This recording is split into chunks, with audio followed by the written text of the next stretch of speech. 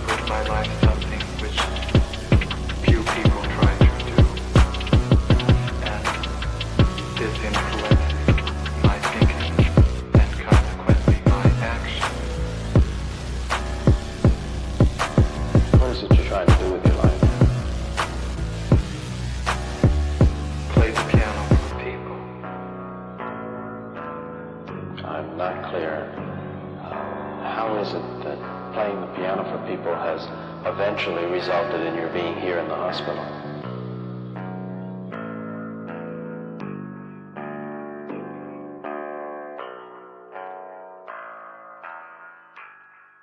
That's difficult to answer.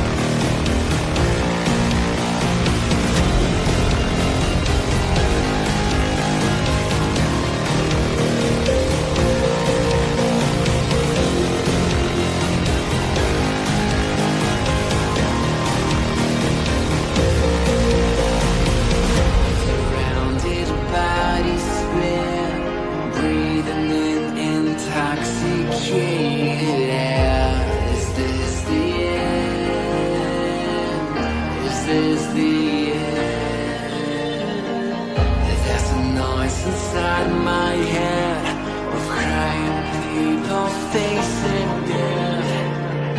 Is this the end? Is this the end? Oh, I'm burning in the stone.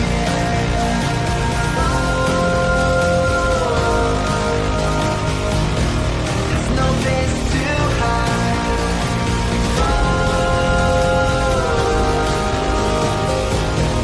I'm burning in the stone.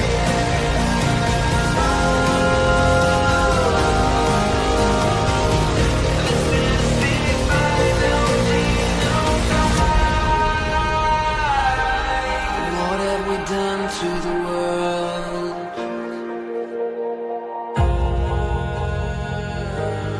What have we done to the world?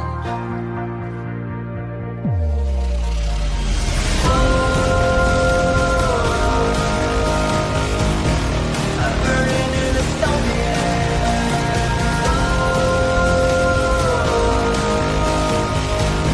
There's no place to hide.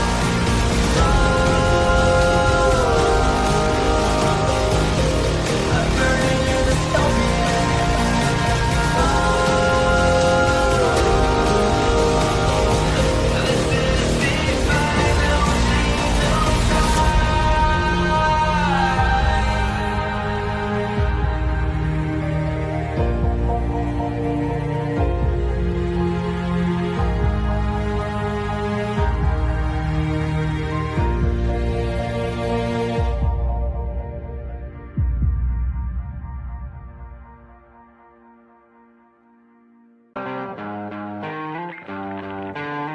Sweet dreams are made of these. Who am I to disagree? Travel the world and the seven seas. Everybody's looking for something. Some of them want to use you. Some of them want to get used by you. Some of them want to use you. Some of them want to be out you.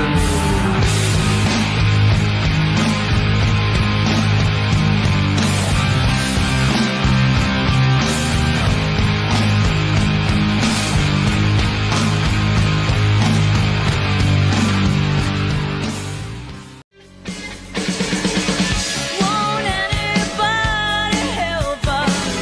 What are we running for? When there's nowhere we can run to anymore. We can't afford to be innocent. Stand up and face the enemy. It's a do or die situation. We will be invincible. And with the power of conviction, there is no sacrifice. It's a do or die situation. We will be invincible. Who the fuck is Karlyn? She's just some sweet lady. She's like in a knitting. She does like a knitting stream. She's like a knitting YouTuber. She does knitting. Can we grow up a little bit and Alt not Girl be sent $200. retarded? Have you Please. seen the work of Karlyn Borysenko? Anti-commie cult leader and is obsessed with looking at what actual far-left communists are talking about and organizing today, infiltrating them. They infiltrated the universities, schools, media. She has the receipts to back it up. Primary source evidence. Infestation is dire and she calls Republicans idiots eating slop. Agree. Thank you for the big super chat. Yeah, oh, I know Karlyn B. She's solid. She's funny. I The like great her. noticer sent $200. Literally. So not it's, Ian. it's not because I haven't dangled my junk into the combat zone on purpose to get some camera footage, but that's the big part of what's the Is problem. that what you call reporters? Go and live under if streaming? you're going to do it. Yeah, go seriously. undercover. Otherwise, you're wearing a hunk of meat in a lion's den. Nick Shirley, I love you. Take care of yourself, man. Karlyn Borysenko went undercover. Do stuff like that. Like if you want to expose this thing, don't pariah. But Please. Ian, here's and I agree with you to an extent.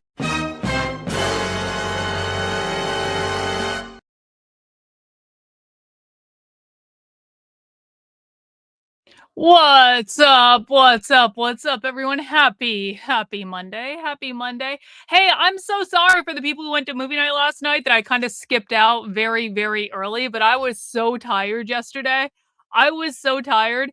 For people who came to movie night last night, I literally left before the movie even started. I basically came on, I was like, hey guys, I'm going to bed. And I basically left and I went right to bed and I passed the F out. And then I woke up around 1 a.m. because I passed out at 8 p.m. And so then I woke up at 1 a.m. and I couldn't get back to sleep for 3 hours. So you know what I did? I spent my time planning my next undercover outfit, which is gonna be awesome. You guys, hang on one sec. I gotta adjust my mic. There we go. Now I can hear myself better. You guys are not gonna believe the outfit that I have planned to go undercover next time.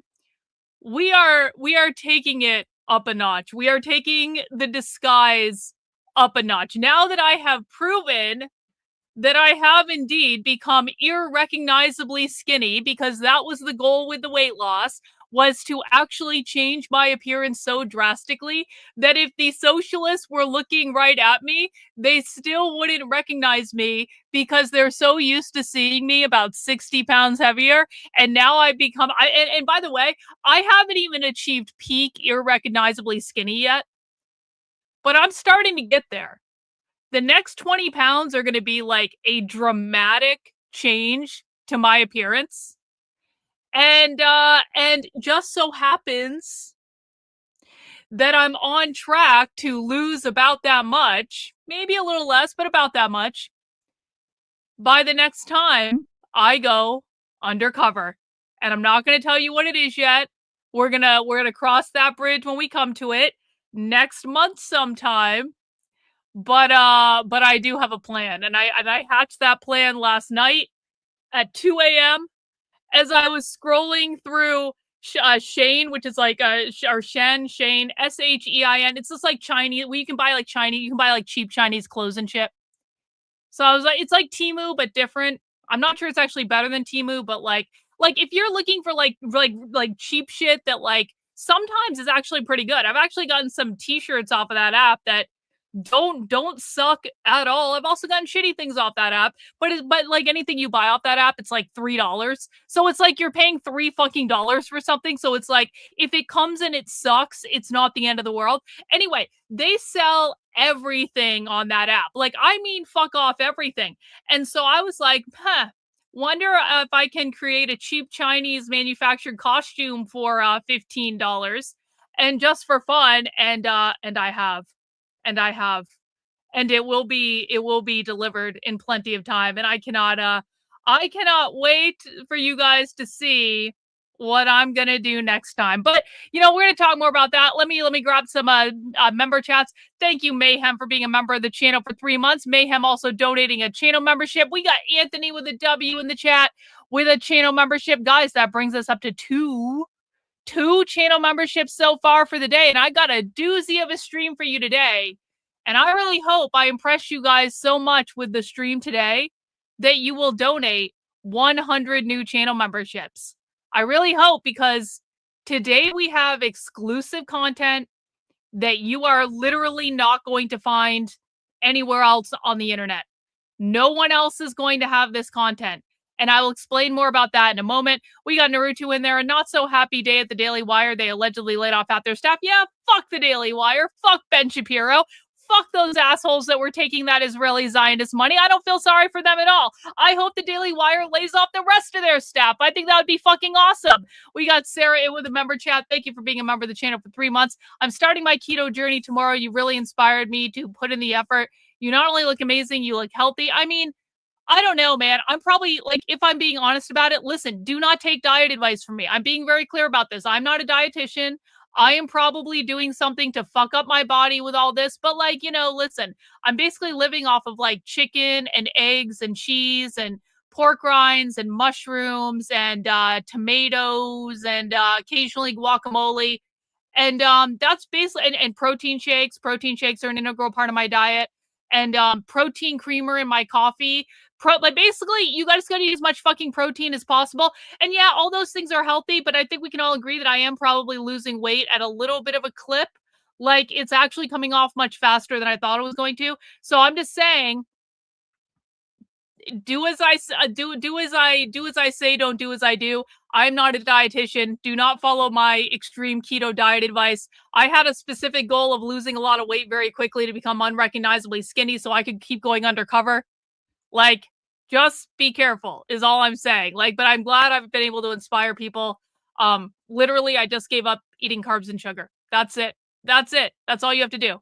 And you will go through horrible withdrawals for the first month and a half, because many of us are addicted to sugar, and I certainly was one of those people. And you know, listen, you gotta make sacrifices. I haven't had ice cream in 6 fucking months. Something like that. I haven't had pizza in 6 fucking months.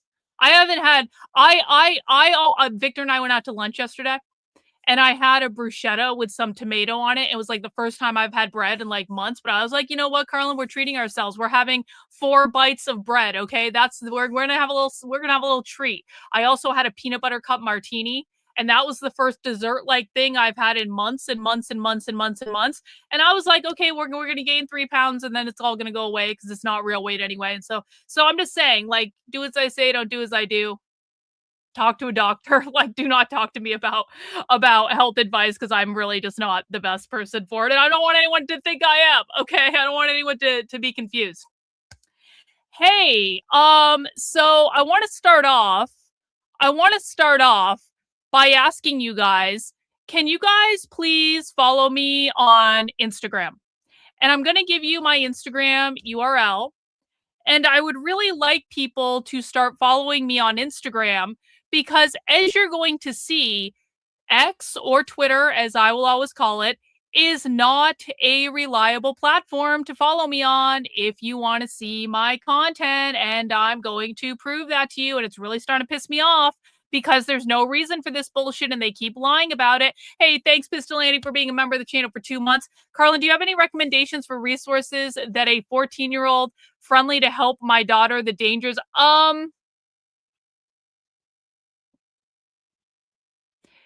Have her read my book, The Communist Manifesto, A Revolutionary Fairy Tale. Can someone drop the link to that in the chat? Hang on. I can probably do it too. Communist Manifesto, A Revolutionary Fairy Tale. You can find that book on Amazon right here. The Communist Manifesto, A Revolutionary Fairy Tale. I'll put the link in the chat. I'll put it over on Rumble as well. And the reason I say this is my dystopian fiction novel that I kind of had like young adults in mind when I wrote it. Like, it's very like, if she likes the Hunger Games, I think she'll like this. But this is like the Hunger Games version of demonstrating why communism doesn't work. That's the goal with it.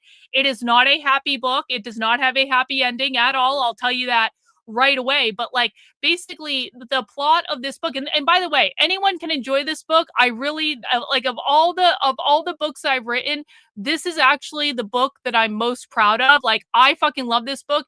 I had to learn how to write fiction for it.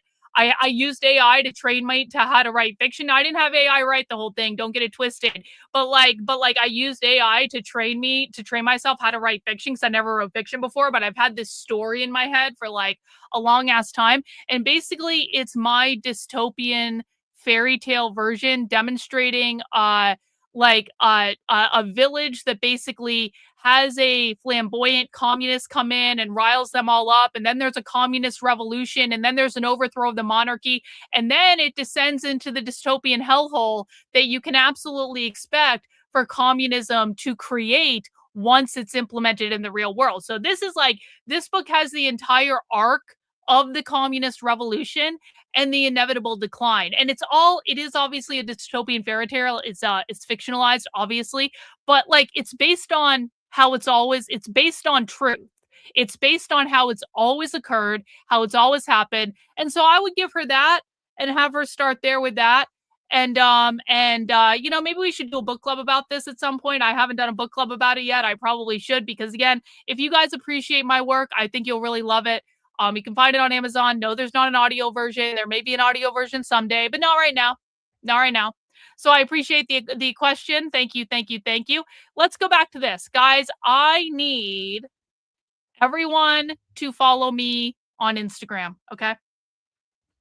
Because the thing of it is, if you like my content, if you enjoy my content, if you want to actually be served my videos, one of the things that I've learned over the last several weeks is that X is just not a reliable platform to receive my content on anymore. Now on X, what you can do is you can follow me, you can turn on notifications, all that good stuff.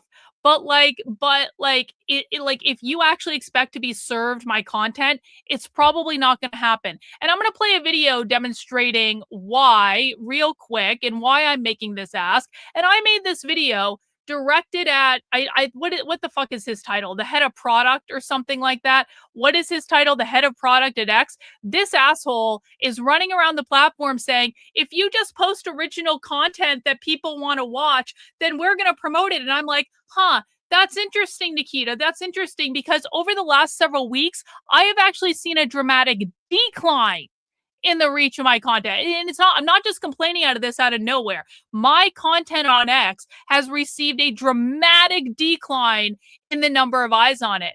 And so Nikita, every single time this issue is brought up on Twitter, Nikita says, well, you're not posting original content and you're just posting shit content that no one wants to see. This is actually how he replies to people. And in some cases, yeah, that might be true. But in other cases, he is fucking lying. And I'm going to demonstrate that by playing you this video. It's on my channel right now, but just in case you didn't see it, I'm going to show you the hard numbers that I've seen over the past several weeks when I compare X and Instagram. I posted. My name is Karlyn Borysenko. I'm an analyst and independent journalist covering the far left in America. And today I want to do something a little bit different, because in order to do what I do, I need to get people to see my content. Sadly, X, or Twitter, as I will always call it, has been suppressing content creators like me for a while, and you don't need to take my word for it. I'm going to show you the numbers, and I'm going to prove that currently, right now, Instagram and Meta are a much, much, much, much, much better platform for independent creators to get views on their content than X is under the new administration. This is my Twitter account where I have 127,000 followers.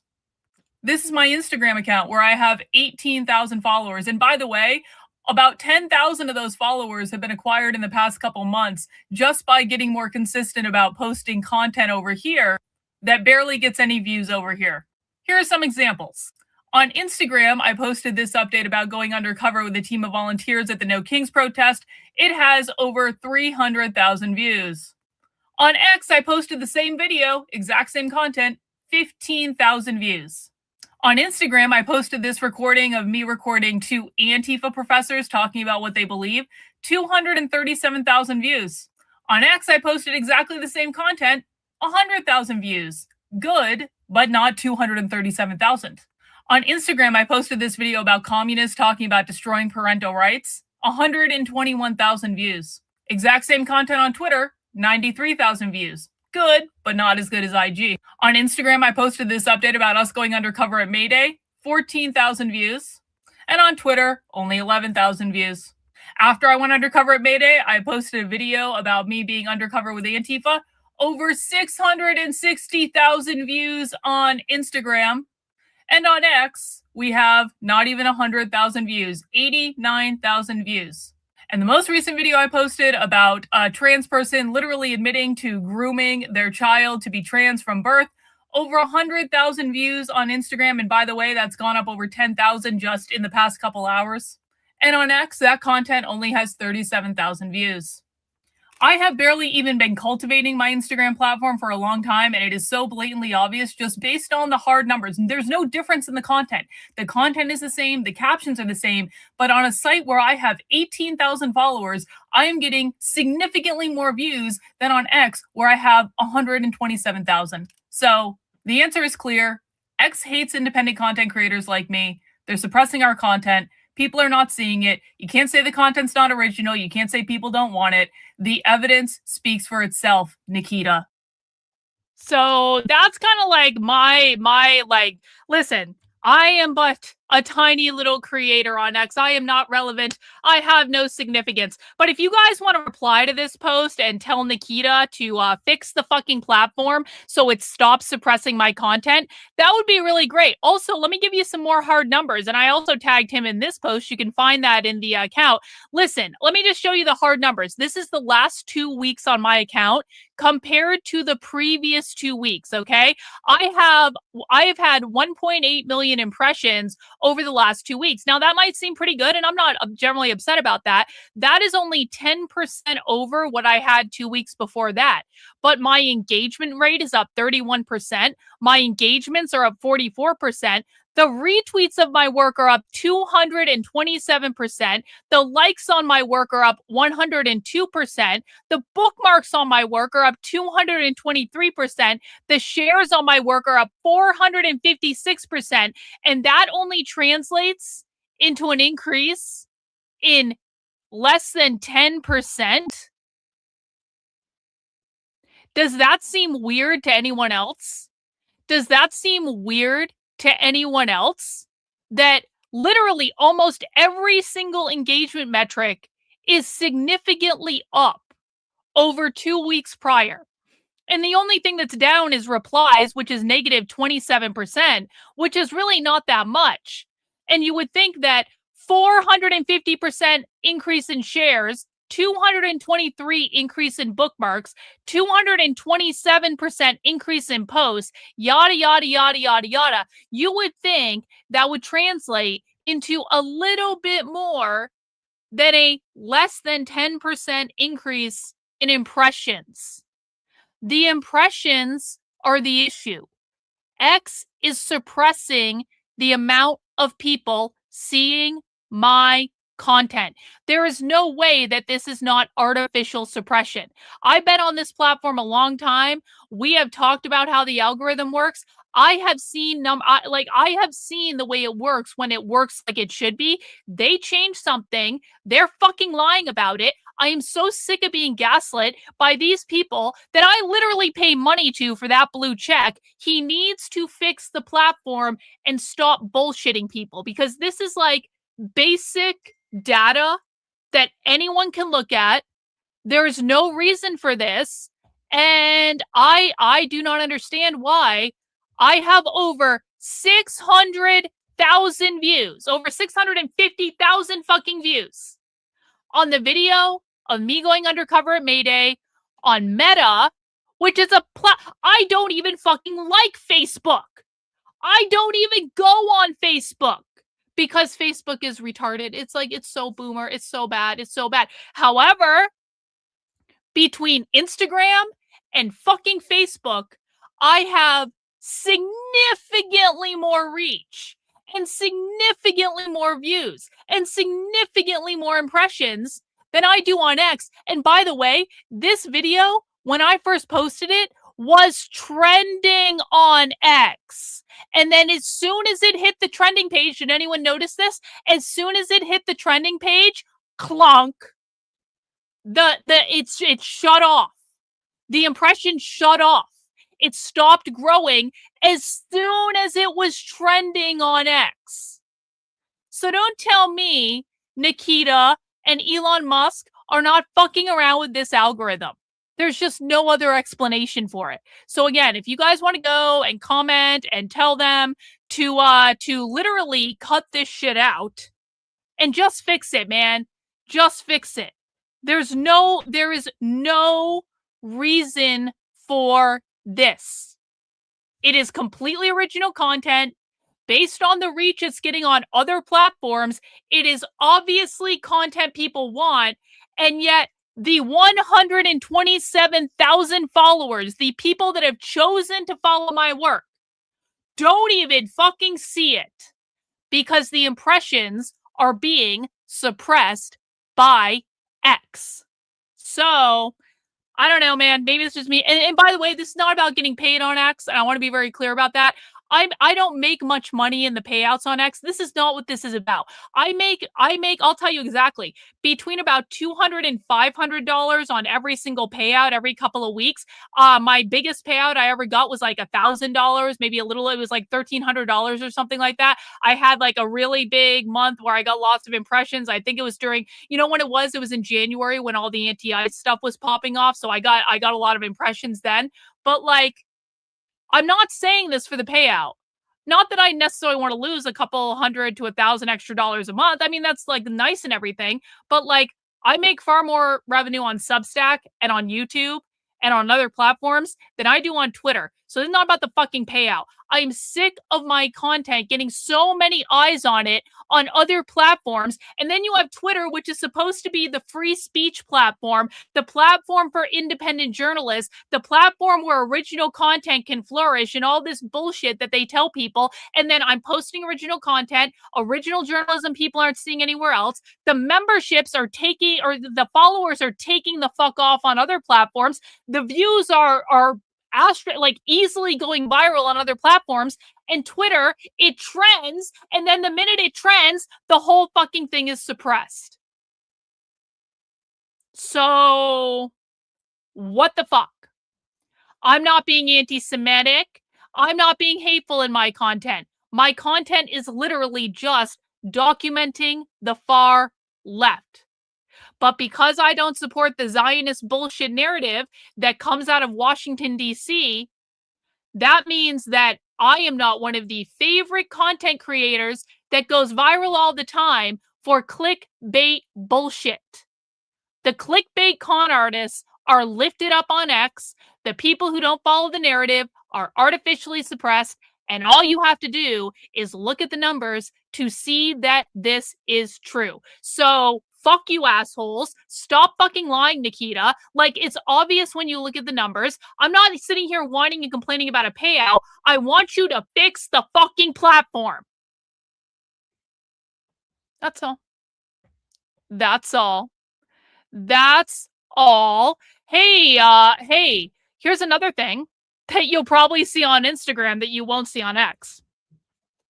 So people ask me all the time.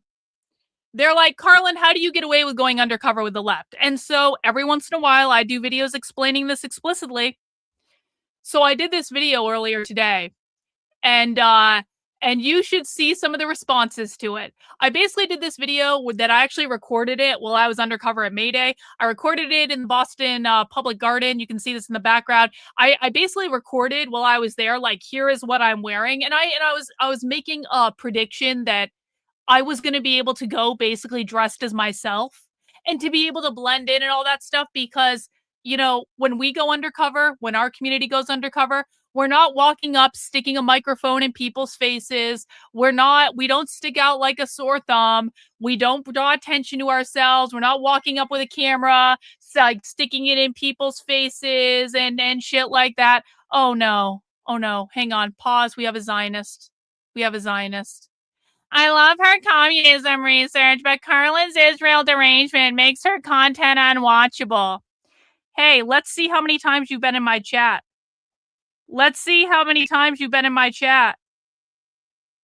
None. This is the first chat this person has ever sent in.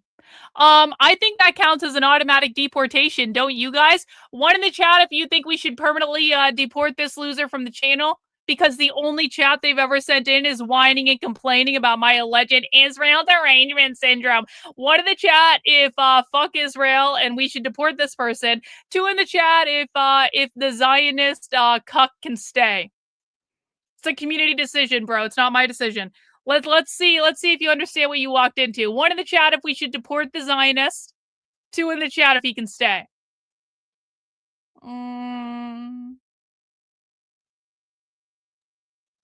Yep, that's a deport, bro. That's a deport. Bye. Go away. We don't want you here. Bye. There we go. Tried to chat in again. Got him. Go ahead and fixate on that. Well, you guys have got to learn how to recognize psyops when they come into the chat, okay? You guys, if there is anyone that is surprised about my position on Israel, Fuck Israel. Fuck Israel. That's my position to anyone who might be confused. Fuck Israel. Literally, fuck Israel. Fuck Israel. Israel is not America.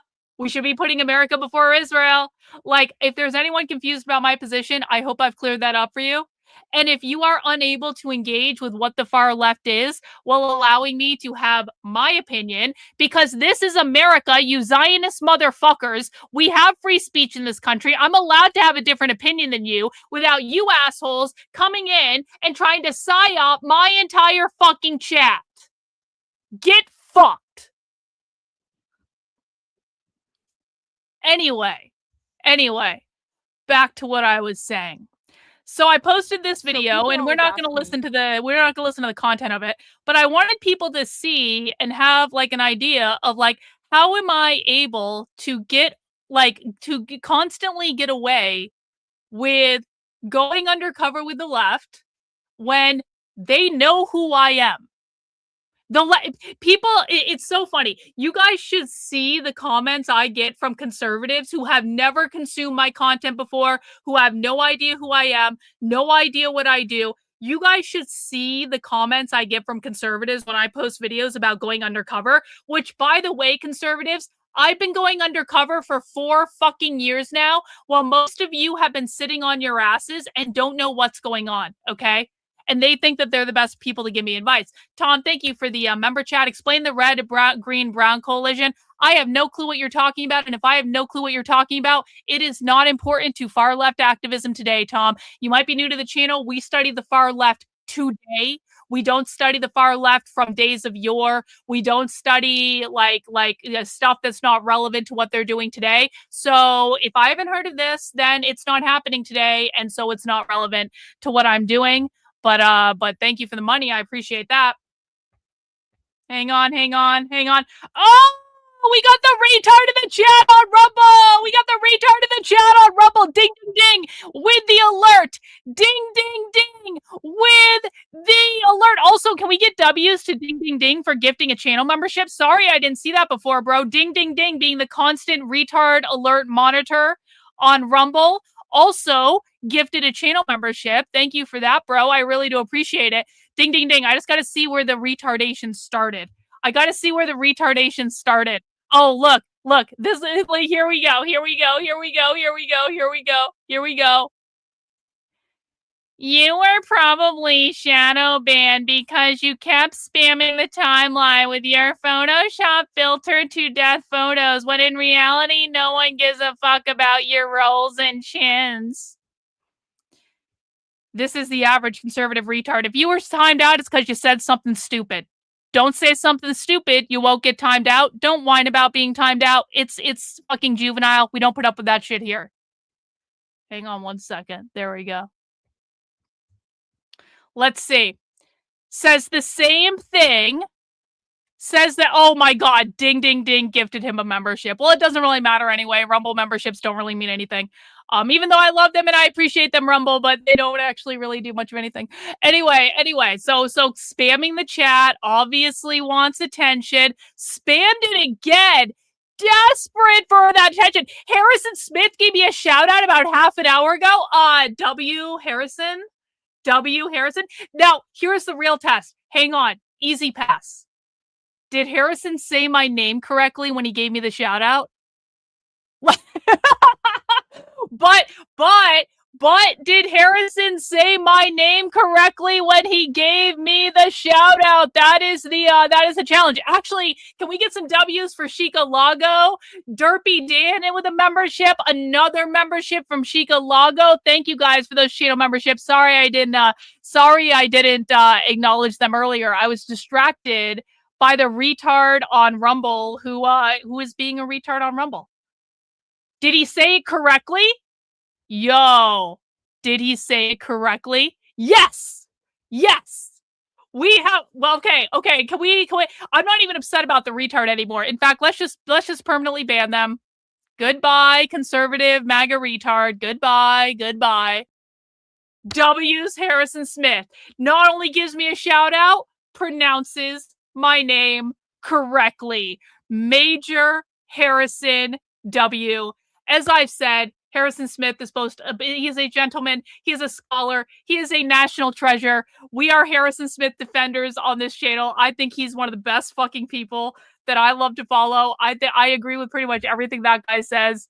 And I think he's fucking awesome. I think he's fucking awesome. So W, and it's not just because he says nice things about me. It's because he's actually just fucking awesome.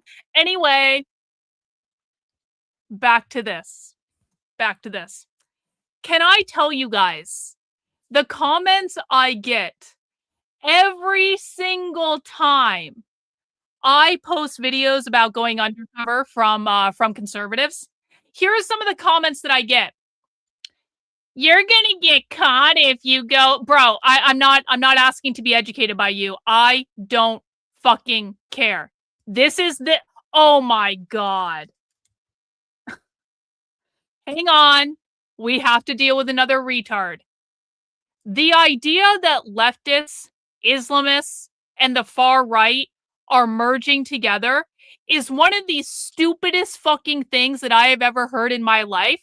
It is beneath us. We do not deal in conservative bullshit and Zionist conspiracy theory here. If you want to learn what the actual far left is saying and doing, sit down, shut the fuck up, try not to break anything, because no, this is retarded. This is retarded Zionist misinformation. We are smarter than this. Delusional. That is actually fucking retarded. And Tom, you're not the fucking teacher here, bro. I am the teacher here. You are someone who is relegated to the back of the class where you will sit quietly and not be disruptive.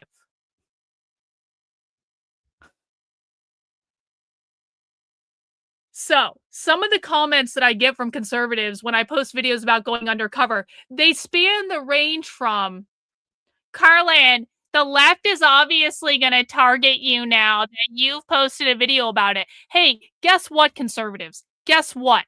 The left has known who I am for fucking ever. This is literally a photo of me on an Antifa hit list wall in Seattle at the Seattle Anarchist Book Fair, where Antifa literally put me on a fucking hit list wall at their event, and I still showed up at the event the following day, because there were 2 days of the event, to go undercover at it, and guess what? I got away with the whole fucking thing.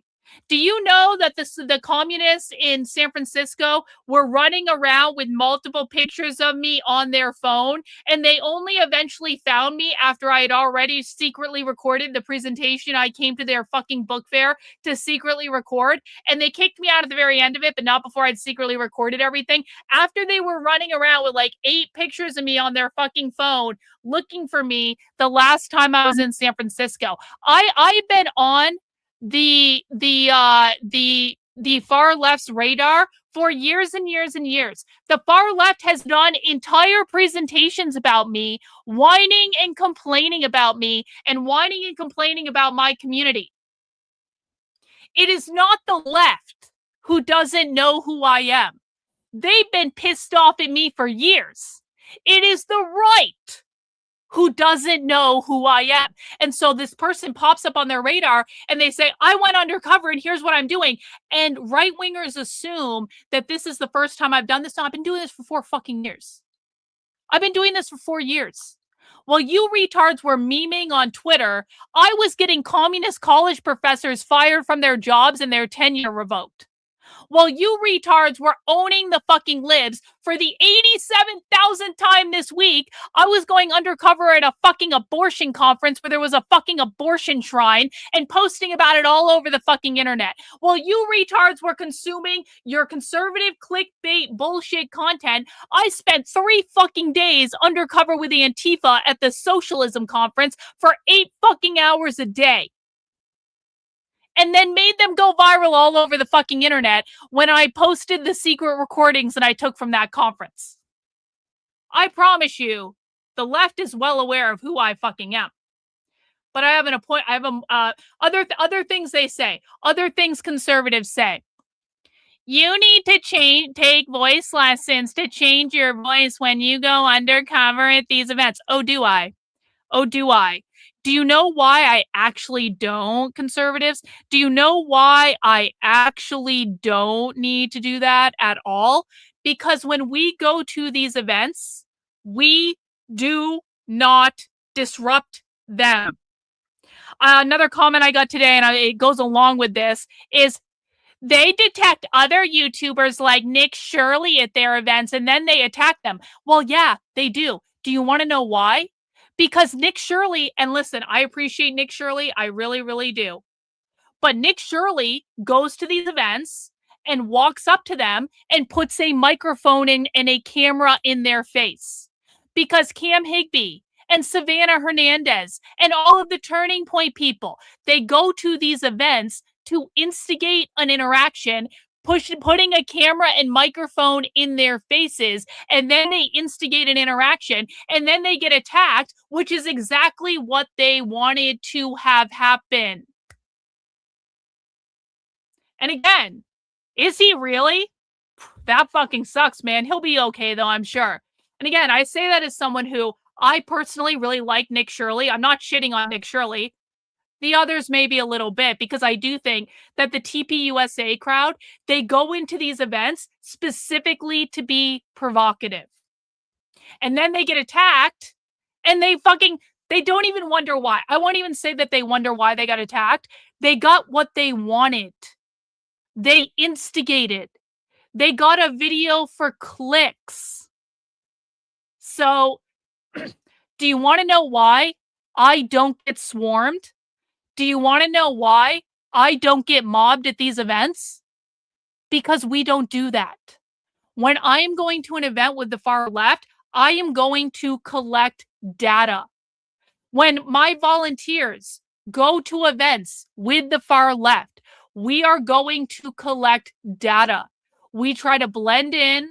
We are inconspicuous. I personally don't usually speak that much at these events. I do sometimes, but I usually don't speak that much. And when I do, I'm polite. I'm pretending I'm on their team. I'm telling them what they want to hear. I'm not trying to provoke some sort of interaction to own the libs to get a piece of viral fucking clickbait content. I'm not running around with a microphone. I'm not sticking cameras in people's faces. I'm collecting propaganda. I am documenting the groups there. I am covertly, as inconspicuously as I can, taking pictures of as many signs as I can, taking pictures to document that these groups were actually at these events. We are collecting data. We do not disrupt. We do not instigate. We do not debate. We are not creating a disturbance. And what I wanted to demonstrate by posting this video is that I can literally dress like myself going to some of these events. This is how I dress in real life, guys, for better or worse. Hoodies, leggings, jeans, t-shirts, my hair down, usually. This is how I dress in real life. And I literally went to a far left event, and I do think they knew who I was at the end because I had people following me that I got the fuck out of there. Because the thing of it is when I go to these events, I gather as much information as I can very, very, very quickly. Yes, when I go to far left events, I'm undercover. I'm obviously not undercover right now because I'm not at a far left event. I'm streaming on the internet. When I go to far left events, I'm always 100% undercover. I'm not announcing myself. I get in there. I collect as much stuff as I can as quickly as I can. And then if I still want to stay and I still want to observe the event, I can. In the case of the May Day stuff, I had people starting to follow me and it was starting to feel dangerous. And I was getting that voice in the back of my head going, get the fuck out of here right the fuck now. Because if they had started coming at me, I wouldn't have been able to stop it. There were way too many leftists there. There was no police around. When I said in the video I did that I literally could have gotten the shit kicked out of me. I'm 100% serious. There was no buffer for me if they recognized me. And so at the end of that event, I was actually being followed by at least 2 people. I saw them. And so I got the fuck out of there, which I was able to do because I had already collected all the data that I needed. Okay. So that's what we're doing. And I wanted to post this to be very, very clear to people because now we're building this community of volunteers where many, many people are going undercover. I want to show you guys, you don't need to wear a costume. Okay, maybe you're not going to go to the event in a black and white checked hoodie like I am, but you don't need to dress in a certain way. Just wear jeans, t-shirts, dress casual. These are casual events. Wear no political symbols, wear no religious symbols. Guys, the sweatshirt I was wearing, this was my favorite part. Look at this. The sweatshirt I was wearing, it literally had warning signs on both the front and the back. I was literally wearing a hoodie with a warning sign, a caution sign on both the front and the back. And I wanted to demonstrate that I could do it without getting caught because I wasn't going to cause problems. Okay? If I can get away with that, you can get away with that. This is one of the most stupid fucking questions you retards ask. This is another stupid thing conservatives say, guys. They all have piercings. Hey, guess what?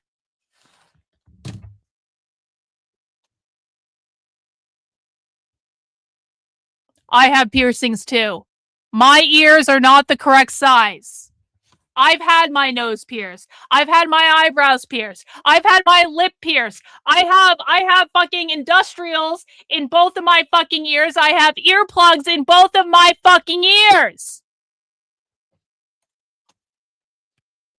The fact that you idiots, first of all, think the left are the only people who get piercings is unhinged from reality. The fact that you guys think that all leftists have septum piercings is also fucking unhinged from reality. It is stupid. Go to a far left event and see for yourself. It's as stupid as they hate white people. Well, you go to the events and most of them are fucking white. So no. That conservatives are not even capable of using their fucking eyes to see how people dress. It's so. This is why we lose, guys. This is why we lose. This is why we lose over and over and over again. W to Focus gifting a channel membership. W to Nick gifting a channel membership. Let's get our tally up. I bring this up partially because I do want to cultivate a community of people who are going undercover with the far left, and I want people to understand the dynamics of this, but I also want to provide just a little bit of contrast to someone like this. David. David is a Jewish Zionist content creator that is creating content on Twitter to lie to people about what the far left is doing to advance a Zionist bullshit narrative. The content that David posted today, which was, we're not going to watch the whole thing, which was from the May Day protests, where he went to be disruptive and to do what we tell people not to do, to stick a microphone in people's face. And then he created this piece of clickbait content on Twitter where he's like, this is funded with $100 million. Okay. For people who actually listen to the real far left with me on this channel, one in the chat if you believe that the people at the May Day protest were funded to the tune of $100 million. And keep in mind that many of us actually went undercover at May Day events all over the country. One in the chat if you believe that the people behind the May Day protests were funded to the tune of $100 million from globalist activists. Two in the chat if you think that David is lying to his audience to advance a conservative bullshit narrative. Yeah. Yeah, we're gonna see some twos, David. We're gonna see. I'm not one typing these in, bro. We all think you're full of shit, David. We all think you're full of shit. We all think you're full of shit. $100 million? Are you fucking stupid or are you lying? Probably lying. Possibly also stupid. So I responded to him and I said, can you please stop lying? These groups do not have $100 million. And David, again, because he's a Zionist fucking Jewish retard,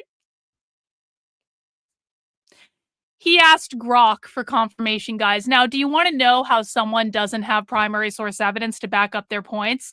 They say, excuse me, Grok, am I right about this? And Grok says, yes, here is the conservative Zionist narrative for this idea. Because what Zionists do on Twitter is they flood Twitter with all sorts of misinformation and propaganda.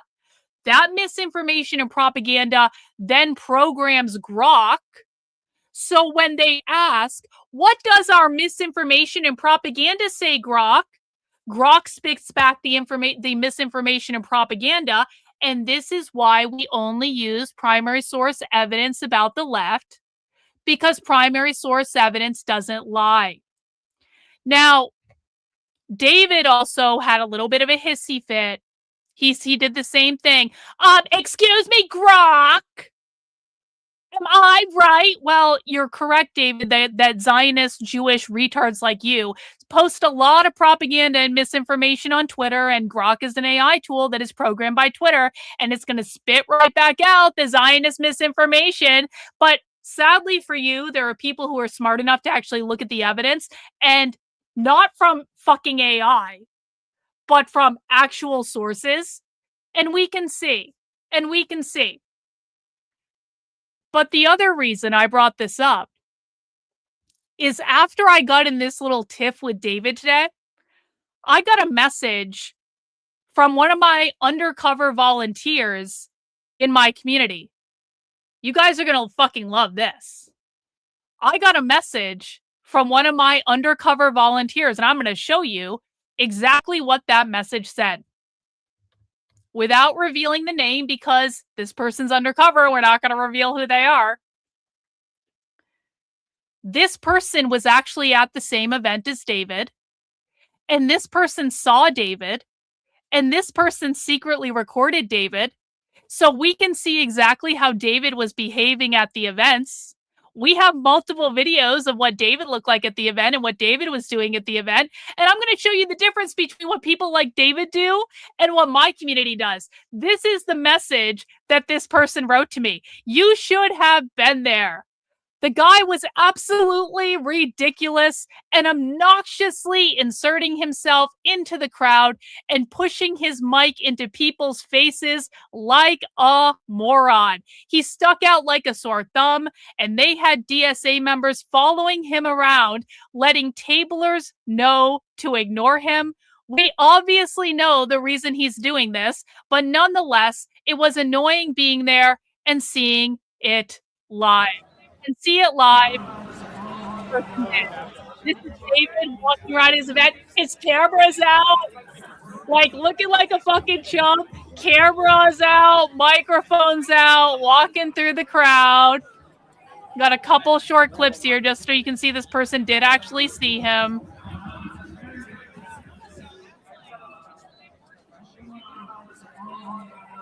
There he is, walking through the crowd. Here's another one. Here's another one. Across joined so many workers today from across Atlanta in the streets.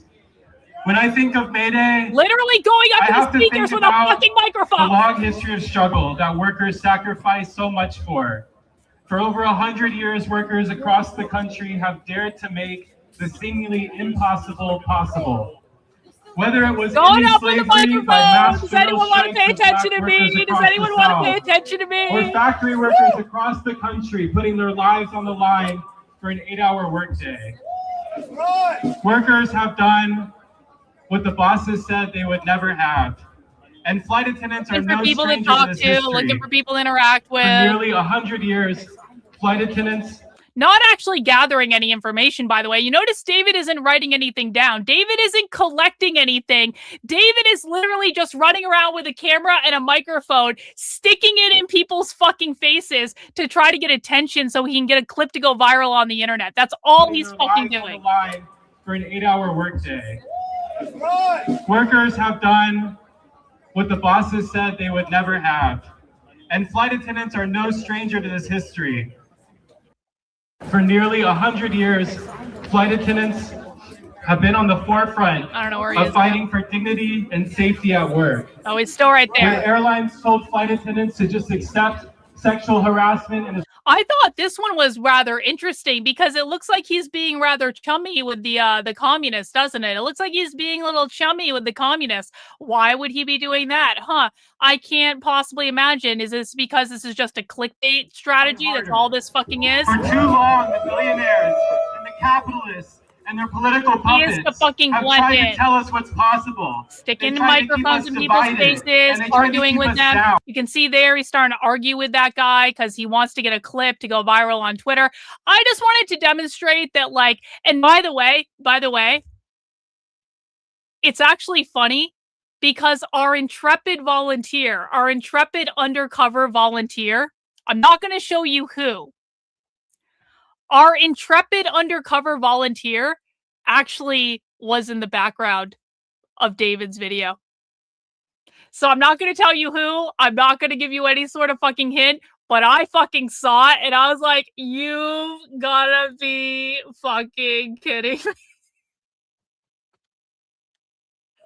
You've gotta be kidding me. Yeah, if I found out that any of you went to one of these events and you walked around with a camera and a microphone sticking it in people's fucking faces to try to get fucking clickbait content, I would castrate you and kick you out of my community. I mean, I know that might seem like a bit severe, but that is literally exactly what I would do. So can we get a round of W's in the chat for our intrepid volunteer who literally caught the conservative clickbait con artist doing exactly what I tell people not to do, guys. And I'm not going to feel sorry for David the moment that he gets his ass kicked by a leftist mob at one of these things. I'm not going to feel bad for any of these clickbait artists that go to these events specifically to instigate for clips, when what we need to be doing is gathering evidence, gathering intel. And by the way, everyone that's reached out to me about giving me intel from your undercover adventures at the May 1st May Day protest, you've been verified in the Discord. I know I missed a couple people the other day. I was so tired. I thought I'd already verified you, but I didn't. Please start posting your evidence in the Discord. Please make sure you're submitting the form for Reagan. I'm going to send everyone an email later, following up with people so we can get all the data collected. We can start doing the analysis. We also still have to release the No Kings information. Don't worry, we've got all that as well. We have collected a fuck ton of data over the last 2 events that we've done. And when we get into June for Pride Month, we're going to do it all over again. And it's going to be fucking awesome. It's going to be fucking awesome. Yeah, there are a few people. I totally thought I had verified everyone, and I was wrong. I was wrong. So I will get in there, guys, and I will double check to make sure everyone's verified. I think I did it all earlier, but I will be doing that. No, 100% no. There are people out there on the ground who do good work. Katie Davis Court is one of those people. And I know that it might be confusing because Katie Davis Court runs in the same crowd as all the people we don't like, but Katie Davis Court was the only person at the Antifa panel at the White House who knew what she was talking about. I personally know that Katie Davis Court absolutely understands that the funding narrative that runs around conservative media is not true. You will never see Katie Davis Court saying these people are funded by the CCP because she knows that's not true. She knows that. She just doesn't push it because she's running in that world and she's making her way in that world. And I don't blame her, man. But Katie Davis Court does real journalism. Katie Davis Court is someone of integrity. Not everyone that's associated with these people sucks. A lot of them do. And I really hope Katie Davis Court doesn't turn one day. I really, really do. But her and Honey Badger Mom are 2 people who are out there from the very beginning on the ground in Portland. They do very good work. I would never put Katie Davis Court, at least not right now, in the same category as I place the other conservative clickbait con artists. She is one of the good ones. And regardless of whether or not she's embraced, which, you know, she's thin, she's blonde, conservatives love that shit. Like, I don't blame her for that. She's a journalist. She puts herself in harm's way. I have nothing but respect for her. So everyone, don't give Katie Davis Court shit, okay? At least not in my name. You can do whatever you want, but I disavow all that bullshit. I think she's awesome. All right. With that all out of the way. Red May. Red fucking May. For those of you who are new to the channel in the last year, one in the chat if this will be your first Red May. Two in the chat if you have been through a Red May with us before. We have been watching Red May for at least 4 years. You can follow the instructions to get on my volunteer team, and you can post it in the Discord. But you got to follow. Sending messages on Facebook Messenger is not following the instructions, Tim. So what I need you to do, if you want to be a part of my volunteer team, I need you to go to the Substack. I need you to watch this because this will tell you how to be part of my volunteer team. And I need you to follow the instructions that I give in that presentation. You can also find that on the YouTube channel and all that stuff. But messaging me on Facebook is not going to do anything, bro. You got to follow the instructions just like everyone else had to follow the instructions. I appreciate you wanting to be involved, but I have a very specific way I'm doing things for a reason. And I need people who can follow instructions, okay? So follow the instructions. That's how you can get me the video. I do appreciate it. All right. We've got a bunch of people who looks like it'll be their first Red May. Red May is a month-long event that happens in the city of Seattle. And what happens is some of the revolutionary socialists in Seattle, they get together and they put on a whole bunch of presentations. And many of those presentations are streamed on their YouTube channel. And when they are streamed on their YouTube channel, like they're doing one tomorrow, get into the schedule. They're doing one tomorrow. Hegel smiling at the end of the road. I don't know if we'll watch that one, if I'm being honest about it, because it sounds kind of boring. But there will be other ones that we're going to watch, like on Thursday, Culture Wars or History Wars. We're definitely watching that one. So you can see they do a bunch of presentations that are not only on their YouTube channel, but also conducted in person. And it's a little bit tough sometimes. It's a little bit tough because when they're doing things, oh, you guys can't even see what I'm seeing. There you go. There's the schedule. Can't even see what I'm seeing. It's a little bit tough sometimes because when they're doing presentations, I'll make this a little bit bigger so people can see. When they're doing presentations like this one, Blue Power, how police organize to protect and serve themselves. This was in person only yesterday at Elliott Bay Books, which is a socialist bookstore in Seattle that is literally right next to Cal Anderson Park, which is like the Antifa Park. And I have been there. I was there when I was in Seattle. It's not as socialist as like other bookstores, but definitely leftist. Gregory, if I'm being very honest about it, I've seen you asking questions that are completely unhinged from reality. What I would prefer you do, Gregory, instead of asking questions, I would prefer you go over to my Substack, click on new to my work, start here, and I need you to watch the Re-Education and Anti-Communist Introduction to the Far Left. That's going to be a much better place to start. Your questions have nothing to do with the topic. They're being disruptive. That's why I'm not answering them. It also shows me you don't know as much about the left as you think you know. You have to start here, bro. This is your entry course to understanding the left. We will teach you everything you want to know, but you're going to follow my procedures. You're not going to follow your procedures. And this is where I need you to stop. If you do not have questions about something that's directly relevant to what I'm talking about, I need you to write the question down in a notebook and save it for another time. Because if I spent all day answering questions that are not relevant to the presentation, we would never be finished. Okay? You have to accept that you know nothing in order to learn. So, no. Okay. Hey, Gregory, what is the left's definition of capitalism? We are stopping the entire stream just for Gregory, who has ended up here and thinks he knows everything. Gregory, what is the left's definition of capitalism? Go. You've infiltrated them, you claim in the chat. Okay. What's the left's definition of capitalism? Go. It's a very easy question, Gregory. Very easy question. Don't answer. No one else answer.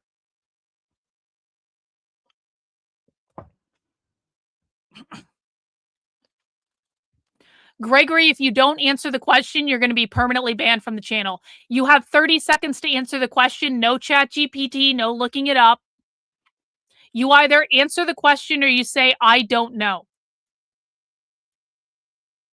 No, you guys count. Ding, ding, ding. Shut the fuck up. Gregory, what is the left's definition of capitalism? Go. If you do not answer, you will be permanently banned from the channel. If you take too long to answer, you will be permanently banned from the channel because I'm going to assume that you're trying to chat GPT it or Google it. Answer the question or say you don't know. This should be a very easy answer for everyone who has actually done anything with the left at all. You claim you know nothing. You already have a pretty good understanding. What is the left's definition of capitalism? Go.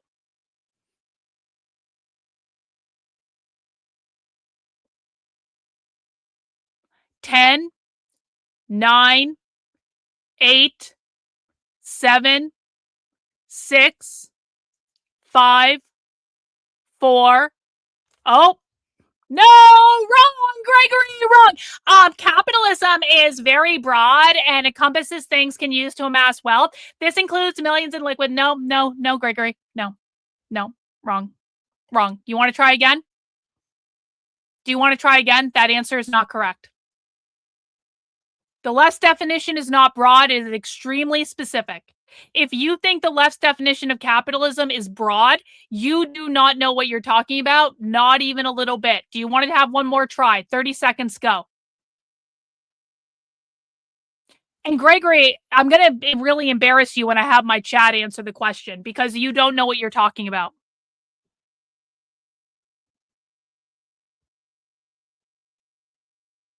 Do you want one more try, Gregory, or are you going to admit you don't know?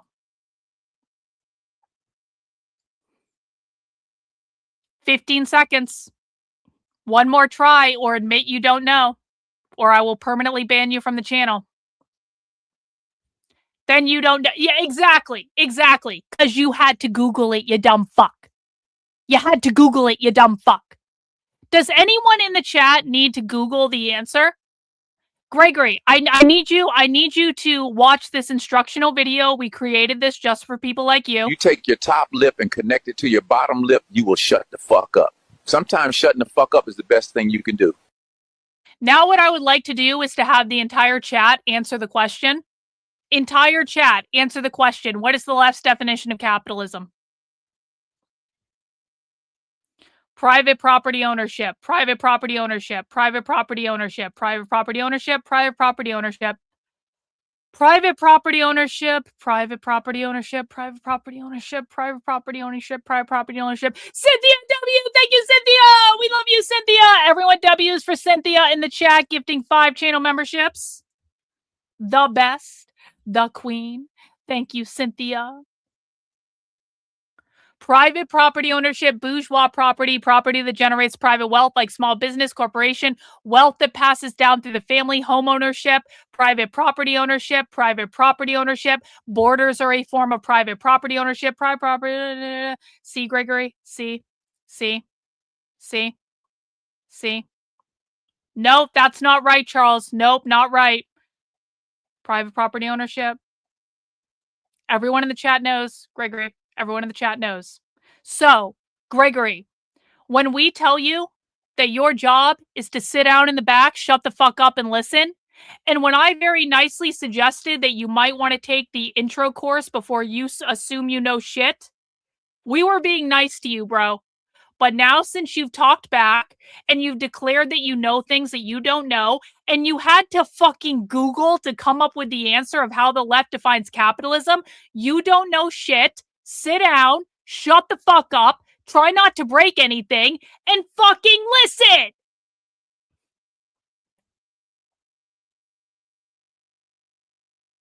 back to this. Back to this. Back to this. So, usually when it comes to Red May, we are relegated to waiting for the YouTube streams of the presentations to come out, okay? But in this case, everyone is in for a very, very special treat today. You guys want a special treat? Because we had someone go undercover at this presentation at Elliott Bay Books and secretly record it for us. We have the secret undercover recording of this presentation. Nice. And I have posted it on my Decode the Left YouTube channel. I would really love it if people could subscribe to the Decode the Left YouTube channel. I'll put the link in the chat. I'll even put it on Rumble. I don't really talk about this channel as much as I should. It's like a clip channel and an archive. I should be better about posting shit to it than I am. But I have posted the full secret recording of Blue Power, how police organize to protect and serve themselves. And we are going to be listening to it today. And this is content that you will not find anywhere else. Now, this is audio only because it's a secret recording, but we have the entire thing. I made captions on it, okay? So we're going to be listening to it. We're going to be breaking it down, and we're going to talk about it. This presentation is based off of a book of the same title. And I have to say, I was a little bit excited to learn that the secret volunteer got the presenter of the presentation to sign a copy of the Socialist book to me. That is another massive fucking W. Socialists love it when they're secretly signing books to me and they have no idea. So let's all give a massive, massive round of W's to our intrepid undercover volunteers, not only recording conservative clickbait artists at some events, but also going and secretly recording communist book talks and getting the fucking communists to sign a book to me without understanding it. Massive, massive, massive W, guys. Massive W's. I'm so proud of this community. I'm so glad what we're building here. I appreciate all of you very, very much. And we are now going to sit back, relax, and enjoy as we listen to this presentation from Red May about abolishing the police that you can't find anywhere else. Oh, no, by the way, does everyone know what this means? Thank you for your support, ACAB. Does everyone know what ACAB means? You might also see the numbers 1312. 1312 is a code for ACAB. What does ACAB mean? Yep, you might see 1312. All cops are bastards. All cops are bastards. All cops are bastards. That means all cops are bastards, guys. It is a call to abolish the police, defund the police. If you see ACAB, ACAB, that is always on the far left. If you see the numbers 1312, that is always a reference to abolishing the police. It stands for all cops are bastards. Okay? Let's dig in. Everyone make sure you mount the like button. I haven't heard this yet, so this is going to be the first time I'm hearing it too. I'm excited to hear what they had to say. Let's get this party started. Hello, everyone. Good evening. Welcome to the Elliott Bay Book Company. My name is Sean. I'm a bookseller here, and tonight I am very excited, very pleased to be welcoming you to our readings room for this very special evening in partnership with Red May, where we will get to hear Stuart Schrader discuss his latest book, Blue Power, How Police Organize to Protect and Serve Themselves. If you didn't already know, Red May is a month-long spree of red arts, red theory, and red politics based here in Seattle. You gather, in bookstores, in movie theaters, in bars, in parks, cafes, alleys, and auditoriums to share in discussion and plot ways forward toward a world in common, a world beyond capitalism. World beyond capitalism. Phil did want me to shout out that tomorrow at the Beacon, Red May will be hosting a screening of State of Siege. Stuart will be in attendance for that. It's at 7. The Beacon is awesome if you haven't been there. I'm sure most of you have, but please do check that out. And then on Tuesday at Town Hall, also at 7, there will be a talk, Ice Age Policing. And that is not the geological. Okay. Anyway, a few things before we get started here. If at any point anyone needs to use the restroom, it is upstairs in the cafe, and the code today is 8737. We do have an elevator to get upstairs, so please just let me know if you would prefer to use that. The cafe does want me to start telling people that the cafe closes at 9, and it's their bathroom, not our bathroom.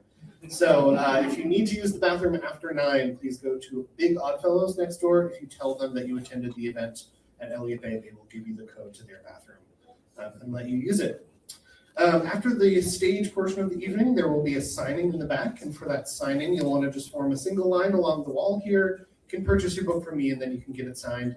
You may have already purchased your book, but please let's try and do one line for both signing and purchasing. You will also find this month's reading schedule back there, and if you're interested, you can subscribe to our newsletter by scanning the QR code on the back of that schedule. Our events coordinator, Sophia, works very, very hard on the newsletter. She loves it when people subscribe. I love making Sophia happy, and wouldn't you love to make Sophia happy? It's very simple. Just subscribe to the newsletter.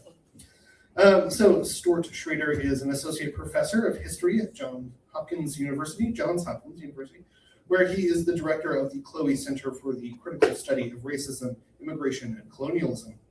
He is also the author of Badgers Without Borders. Wait, what is his title? Ding, ding, ding, put this over on Rumble.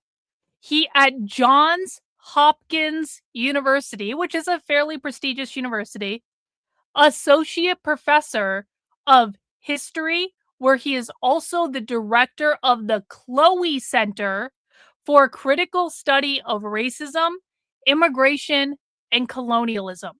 So this is one of those weird leftist centers at universities that's pumping out like far left research and bullshit, all funded through the university. These are the things that we need to actually keep an eye on at universities, because this is, a lot of people think that professors teach all this shit in the classroom, and they do, but a much less known part of it is that they pump all this like bogus research out through these academic centers and these research centers at all the universities. So things like the Chloe Center for Critical Study of Racism, Immigration, and Colonialism, Bot has just put the link in the chat.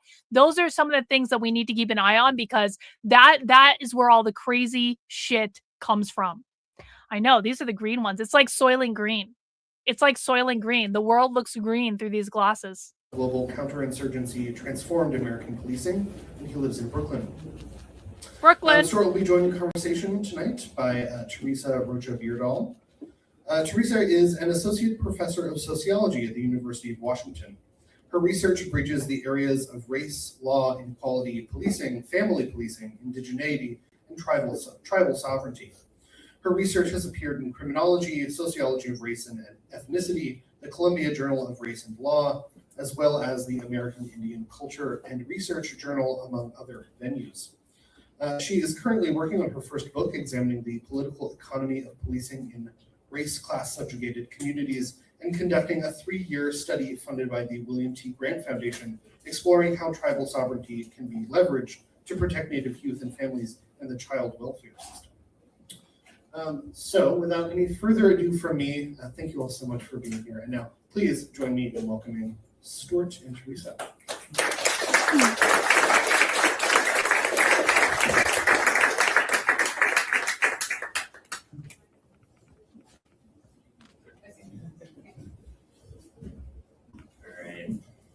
Hi, everybody. Thanks so much for coming here on this beautiful day, evening. I appreciate it. It's great to see a bunch of new faces as well as some familiar faces. So I wanted to, before I get started, say a few thanks. Thank you to Phil and Red May for putting together this event and all of the Red May events. I'll be speaking at 2 more in the next 2 days. And thank you also to Elliott Bay Books. What a wonderful space. This is really awesome. I'm so glad to be here. And thank you to Teresa for this conversation, for Dan for hooking us up together to have this conversation. And again, thank you to all of you. So what I thought I would do is read a couple of pages from the very beginning of the book. But before I do that, I just wanted to mention, so there are some images here. I'm not going to refer to the images, just let them kind of like wash over you. These are images that I came across in my research. A few of them are actually in the book, but most of them are not, because they wouldn't let me just put hundreds of pictures of cops rioting in the book. But there's some other images there as well. So it kind of gives you a feel for the types of materials that I used in the research process. And if you do have a question about something up there, obviously I'd be happy to speak about it. Okay.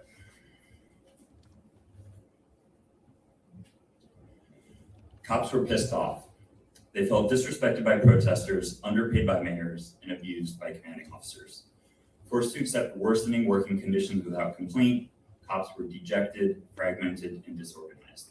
At the national level, they lacked an obvious way to mount a cohesive response, vocalize their political positions, and assert their indispensability.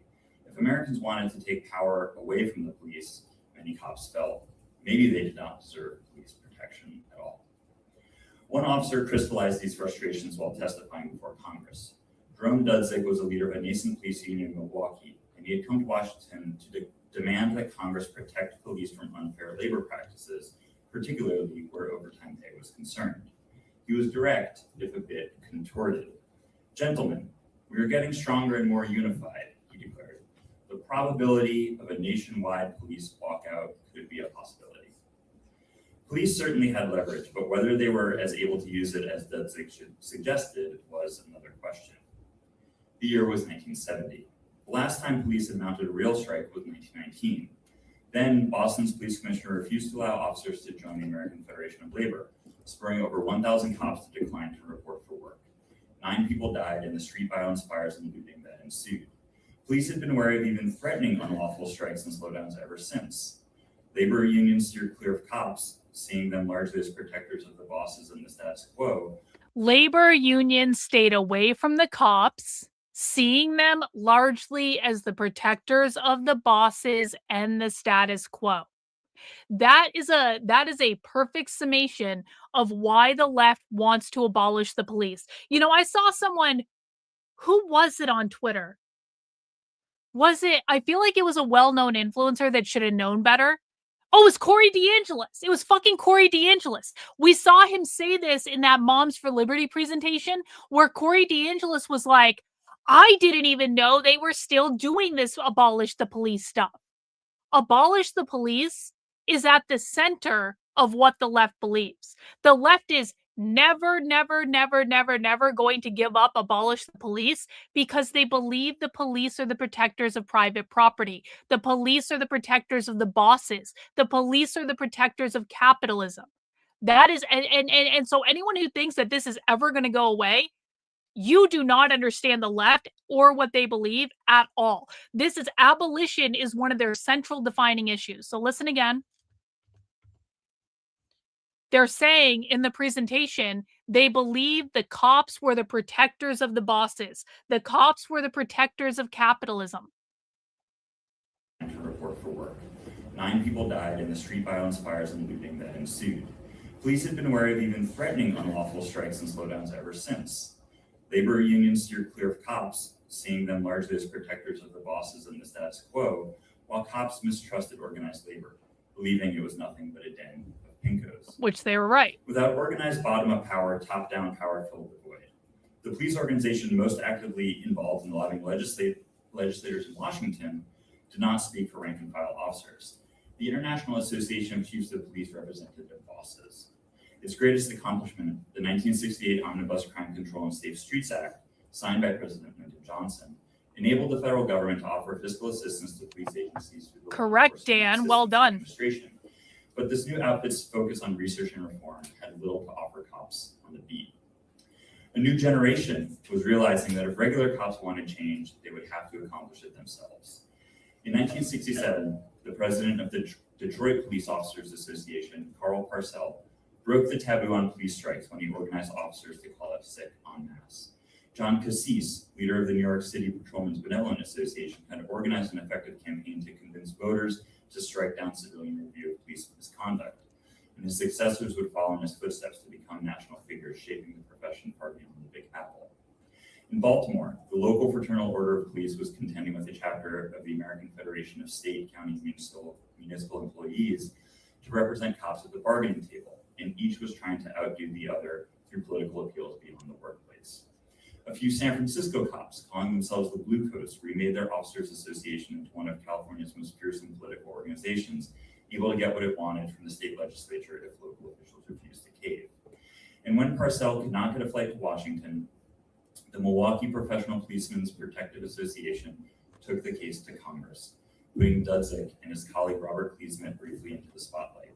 A few months after their appearance, John Harrington, national president of the Fraternal Order of Police, brought as many as 3,500 cops, this is actually the picture of this, 3,500 cops from 44 states to Washington to rally on the steps of the Capitol. Police political power trickled at first, but it soon became a torrent. Within a couple decades, police had become well enough organized to be able to command resources and respect from Congress, the White House, and city halls and state houses across the country. They did so without a single national police union, though not for lack of trying. The balance of power within the profession shifted too.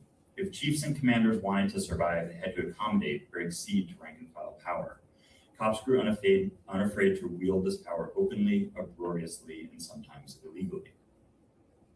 After beginning to demonstrate, strike, and riot to obtain contracts in the 1960s and 70s, police redeployed these same tactics in subsequent decades in response to perceived slights, including rare punishments for misconduct. Elected officials who tried to pacify angry police by affording them generous compensation, as well as grievance procedures, found that once emboldened, police were not easily tamed. Their militancy reaped rewards from both municipal governments and Washington. Money was respect quantified. Respect was a proxy for power. So that's how the book starts. And the book traces a kind of arc of municipal struggles and the effort successful in many cities by police to gain political power at the municipal level.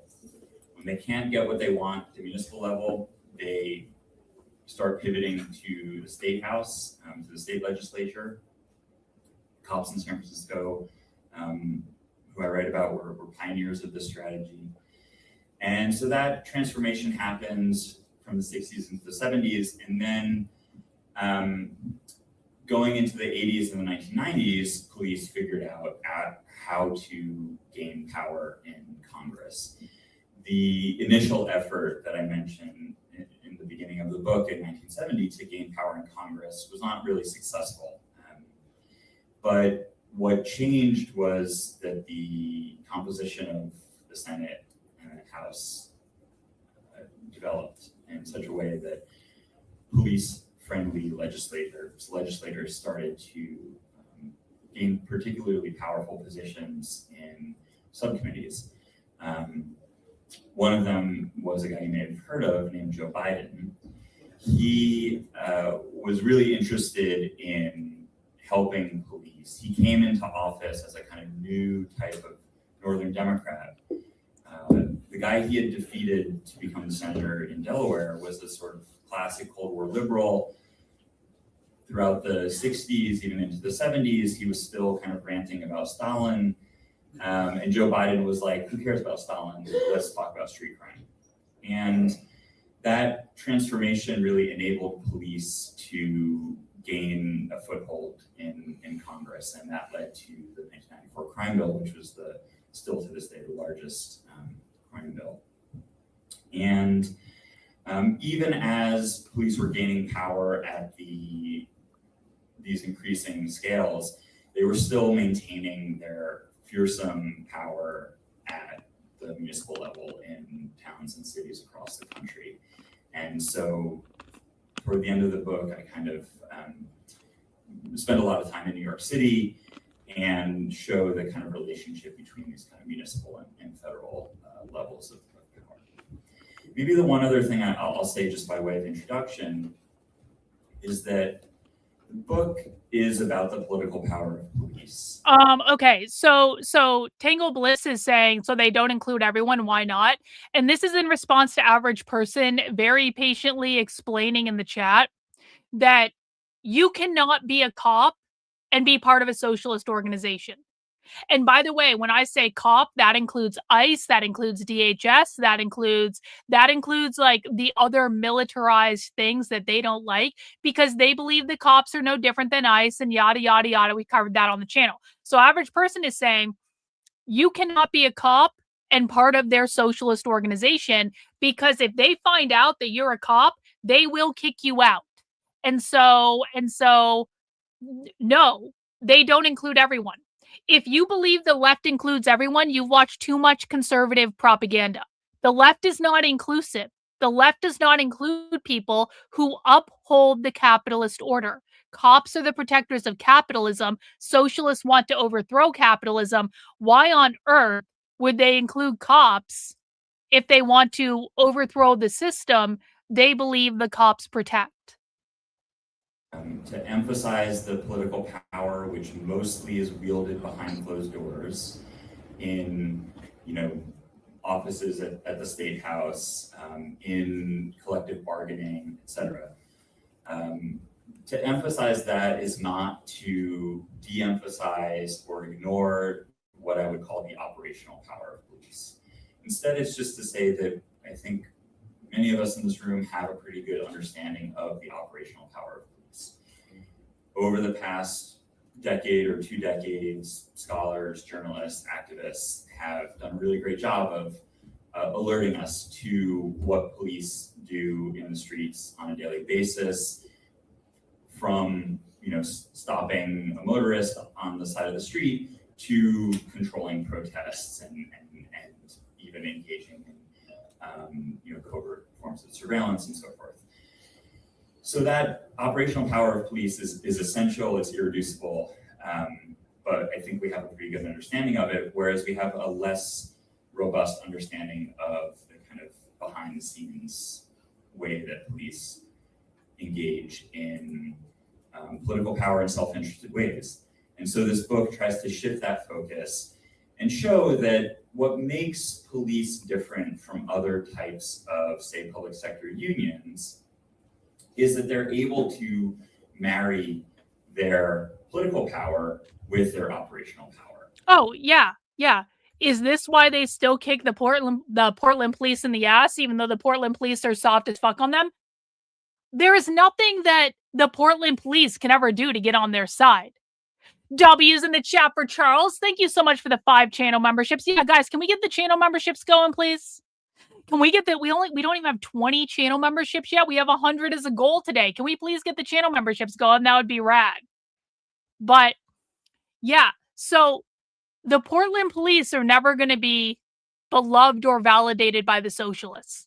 They are never going to work with them. They are never going to appreciate them, because no matter how soft the Portland police are on them, it doesn't fucking matter, because they're still the police. The fact that they exist at all, they are the enemy. This is also why the Trump administration was stupid if they thought that removing Greg Bavino in Minneapolis was going to be a gesture of good faith towards the leftist revolutionaries that were competing against Trump in Minneapolis, because it doesn't fucking matter if they remove Greg Bavino. It doesn't fucking matter.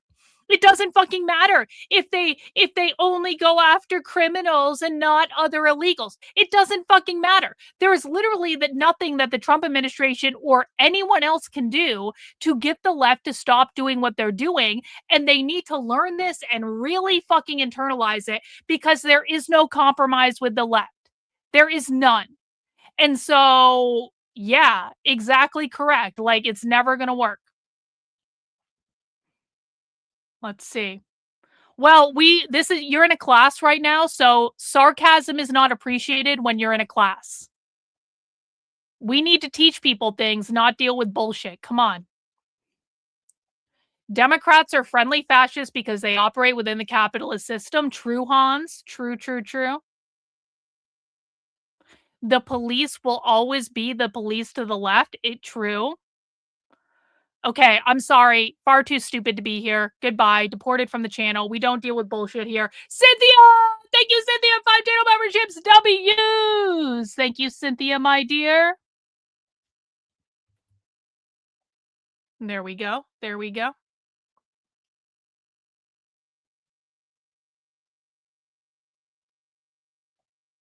So my name doesn't have an O in it, but I'll still answer your question. After the that Trump wanting the government to cancel, Trump doesn't. No, that's not real. Please hinge into reality. That's not real. Trump is not going to cancel the elections. The Republicans need to lose resoundingly. So no, not real. Not real. Have they ever said what replaces the police? There would probably be a similar socialist version of the police, but they wouldn't be upholding capitalism, so they wouldn't be considered to be the same thing as the police. The defining characteristic of the police to the far left is that they uphold capitalism. So if you have a group of people who are charged with enforcing a socialist society, that's not going to be considered the same thing as the police, even if they operate in a similar way. Hope that makes sense. The far left doesn't care about the results of the elections. True. Yup, true. Let's keep going. So when they don't get their way behind closed doors, they oftentimes will take to the streets. They will protest. They will riot. They will intimidate elected officials, intimidate protesters, etc. So other public sector unions, of course, can strike. They can. No, chicken spawn. I don't agree with this. I don't agree with this. That it would basically be community policing. I don't agree with this. I think there would be some sort of like official thing, but it would not be considered the police because they would not be enforcing capitalism. They'd be enforcing socialism. Again, the primary defining characteristic of the police is they are the enforcers of capitalism, the protectors of private property. If you have a group of people that are charged with enforcing a socialist society, it's not the same thing to the left. It's two fundamentally different things, even if they operate in similar ways. Yo, old sub! W's to old sub with the 20 gifted channel memberships. Thank you so much, bro. Super generous, as always. The big swinging dick in the chat. We love you. We appreciate you. Derpy Dan in with another 5 W's for Derpy Dan as well. Thank you, guys. Really appreciate that. Almost halfway. Often not legally, but they can rally, they can demonstrate. But it's really police who, because of their endowment with the means of using violence, that they're able to bring these two forms of power together. You got it. Don't worry. And deeply consequential way that the book Chicken Spawn, I understand why you gave the answer you did, and I follow your logic there. It's just, it's a weird distinction. But like, I do believe there would be some form of like community policing as well. They wouldn't call it that, obviously, because the word police is bad. I just want you to know, like, you weren't totally off fucking base, and it's probably true to a certain extent, but I wanted to make sure that you understood that, like, they're not opposed to having a Gestapo-like force, because the point is, what sort of society are they enforcing? argues has shaped our politics in this country at every scale from the 1960s all the way through to the present. And so I hope by pivoting our attention to that political power, we get a different understanding of what's been going on. In a certain way, when I conceived of this book, it was almost going to be a kind of history of the past 50 or 60 years, with police kind of popping up and getting their way at every turn. It isn't exactly just a history of the past several decades. It's much more focused. Focus. Thank you for the gifted channel membership. W's. Appreciate it. We are up to 50. We are halfway to our goal, guys. Gifting channel memberships is one of the best ways to support my work because you're not only supporting my work, you're also supporting the community. And we'll give you W's in the chat if you do that. I think they might call it something like community safety officer. Yeah, actually, yeah. Probably true, Warner. Probably true. That's a great observation. But you will see that in the book, there are just so many episodes in history that may be familiar episodes that you've read many books about already or maybe experienced yourselves. But yo, Cynthia! W, Cynthia, thank you! We appreciate you. Love you, Cynthia. Police were engaged in manipulative tactics trying to shape the outcomes of well-known political episodes in our history, and we can certainly talk about some of them. So with that, I will stop. I love you long time, Cynthia. Be appropriate. Do not be smart, Cynthia. And Dan, again, also for putting us together. And also for all of my UW students who are in the audience. You all are fantastic. I teach a sociology of policing class at UW. And the students, just for those of you who don't spend all day, every day on campus, just for you to know that these are things that young people are thinking very critically about. Here's a question from Pistol Annie. Thank you, Annie, for the question. How are police different from the military in the eyes of the socialists? They aren't. They aren't. I mean, easy answer. They aren't. They believe the military are the ones conducting the imperialist wars. They believe wars are about land or imperialism, which you're not usually wrong about that, actually. But the military protect capitalism and advance it by doing imperialism and wars and stuff like that over land and stealing land and property from other countries. The police are the protectors of capitalism here. ICE are the protectors of capitalism because they protect the border. DHS, same thing. They protect the border. So far as the left is concerned, there's no difference between any of these. They are all the upholders and enforcers of capitalism, but they enforce different aspects of capitalism. Good question, though. Really good question. And again, keep in mind, there might be a makeshift military under socialism. That could be true. But they would not be enforcing capitalism. They would not be conducting imperialist wars for land. They would be enforcing the socialist society. So that is the difference. Are they upholding capitalism or are they enforcing socialism? Those are two very different things.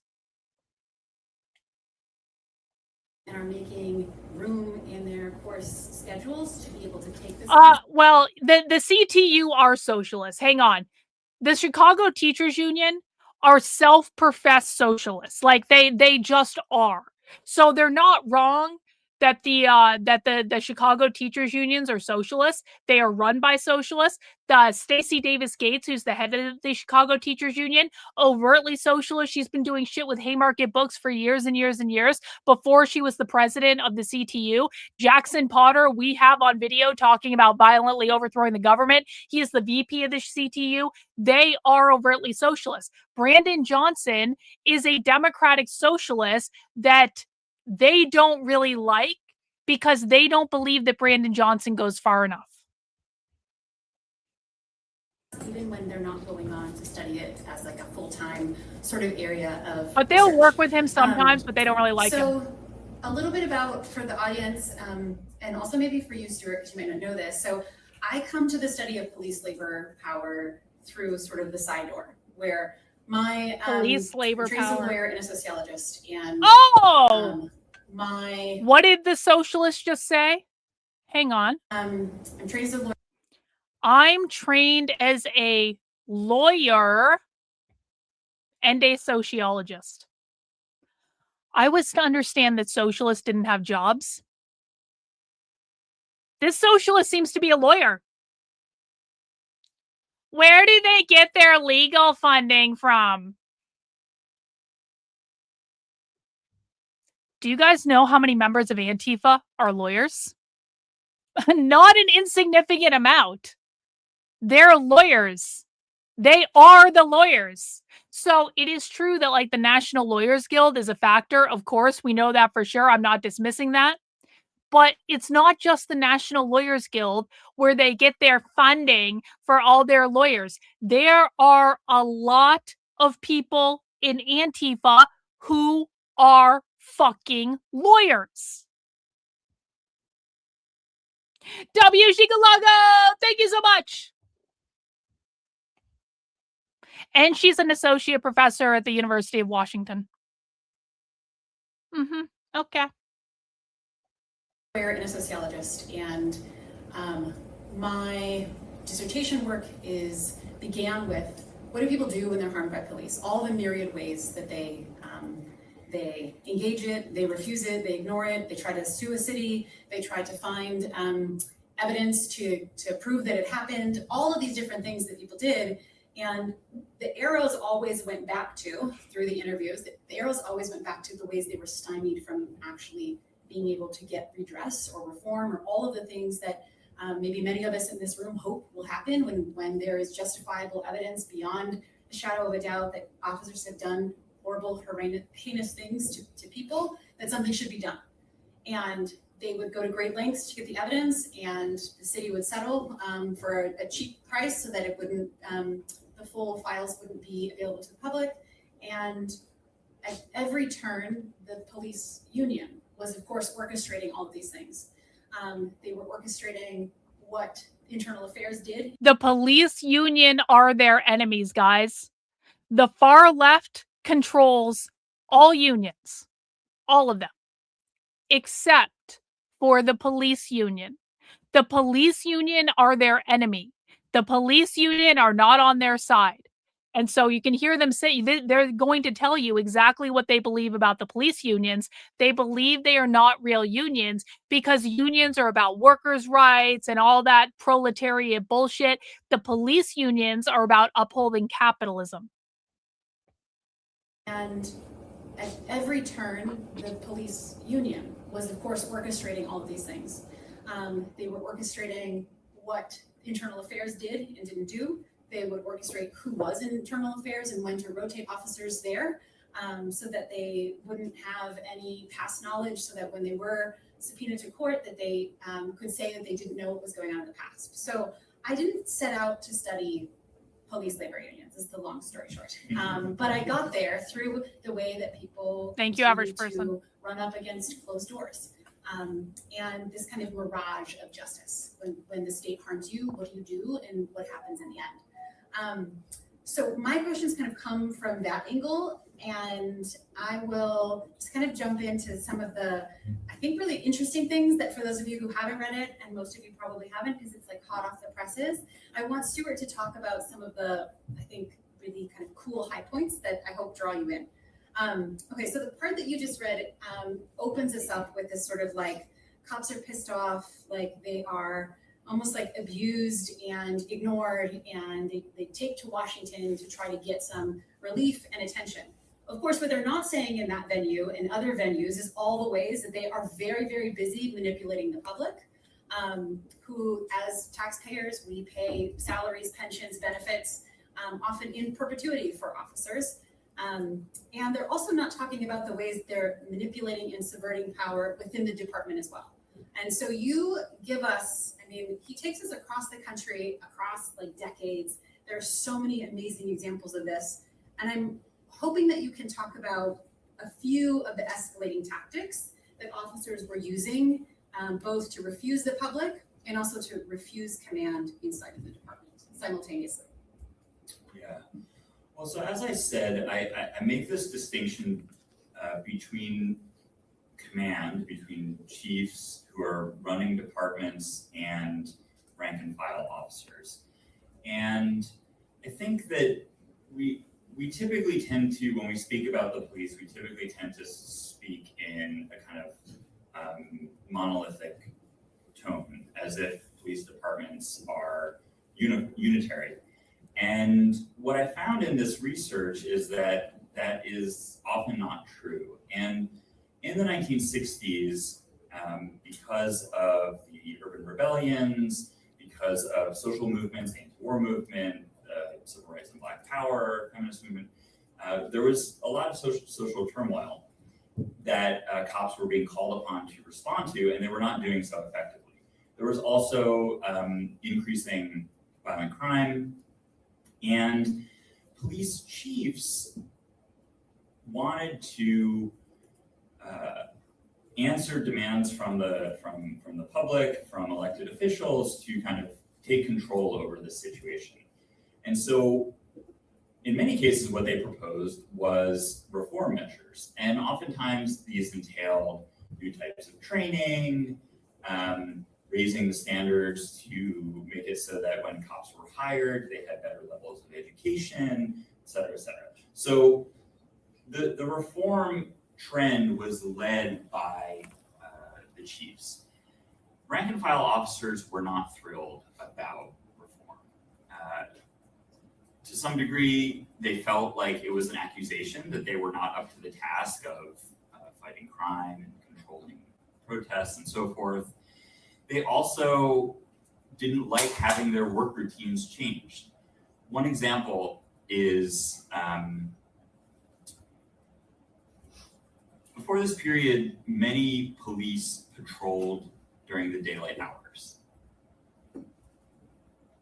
When do you think most crime occurs?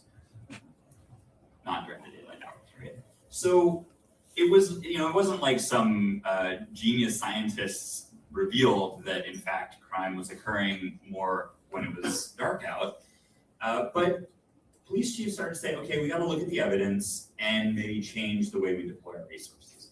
Officers who had been patrolling during the daylight hours for their entire careers were not happy. Pistolani! W's Pistolani, thank you so much for the gifted channel membership. Appreciate that. You have to now patrol at night.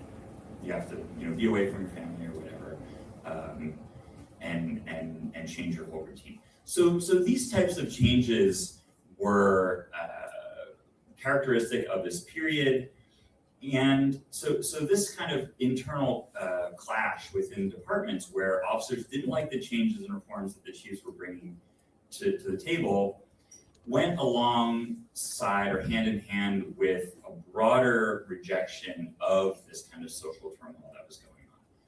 The Supreme Court, as you may know, during the 1960s made a number of decisions to protect the rights of criminal suspects and defendants.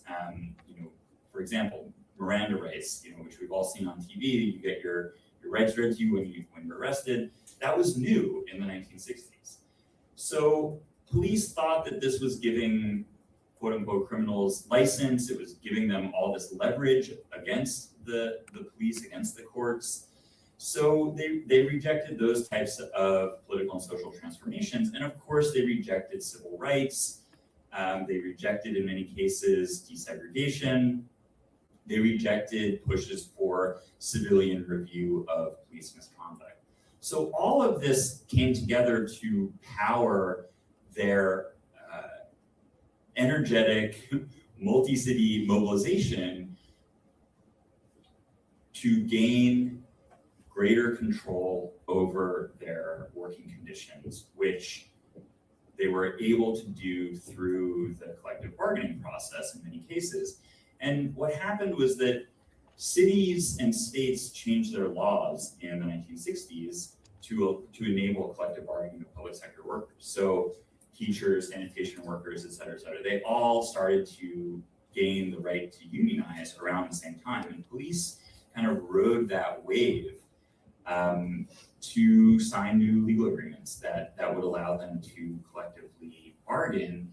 And the really interesting thing that I found in the research and I suggested in what I just read is that in many cases, the most kind of vehement tactics that they took against command, against mayors, et cetera, came even before they gained contracts. It was like, we're going to go on a walkout because the city is reluctant to give us a contract.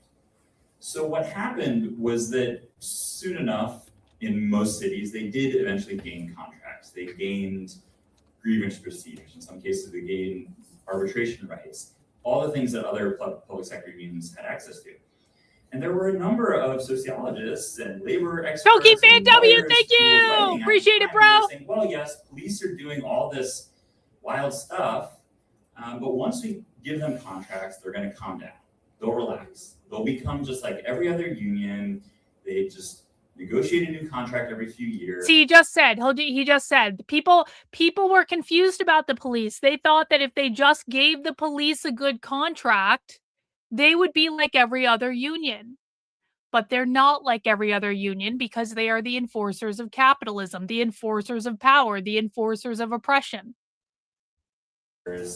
And, occasionally they might put out a press release saying that they're displeased with the terms of the contract, but they're going to relax. And this movement of blue power is not my term. It's a term from the era, and Carl Parcell, the guy I mentioned from the Detroit Police Officers Association, he disseminates this term. He is very explicit that it's against black power. There's no secret about how reactionary it is. But the analysis at the time said that they would basically be pacified once they got their contracts. And so if I stopped the book in the mid-70s and I followed the kind of existing bit of scholarship that came out at that time, I would have said, well, they were going to chill out and that's the end of the story.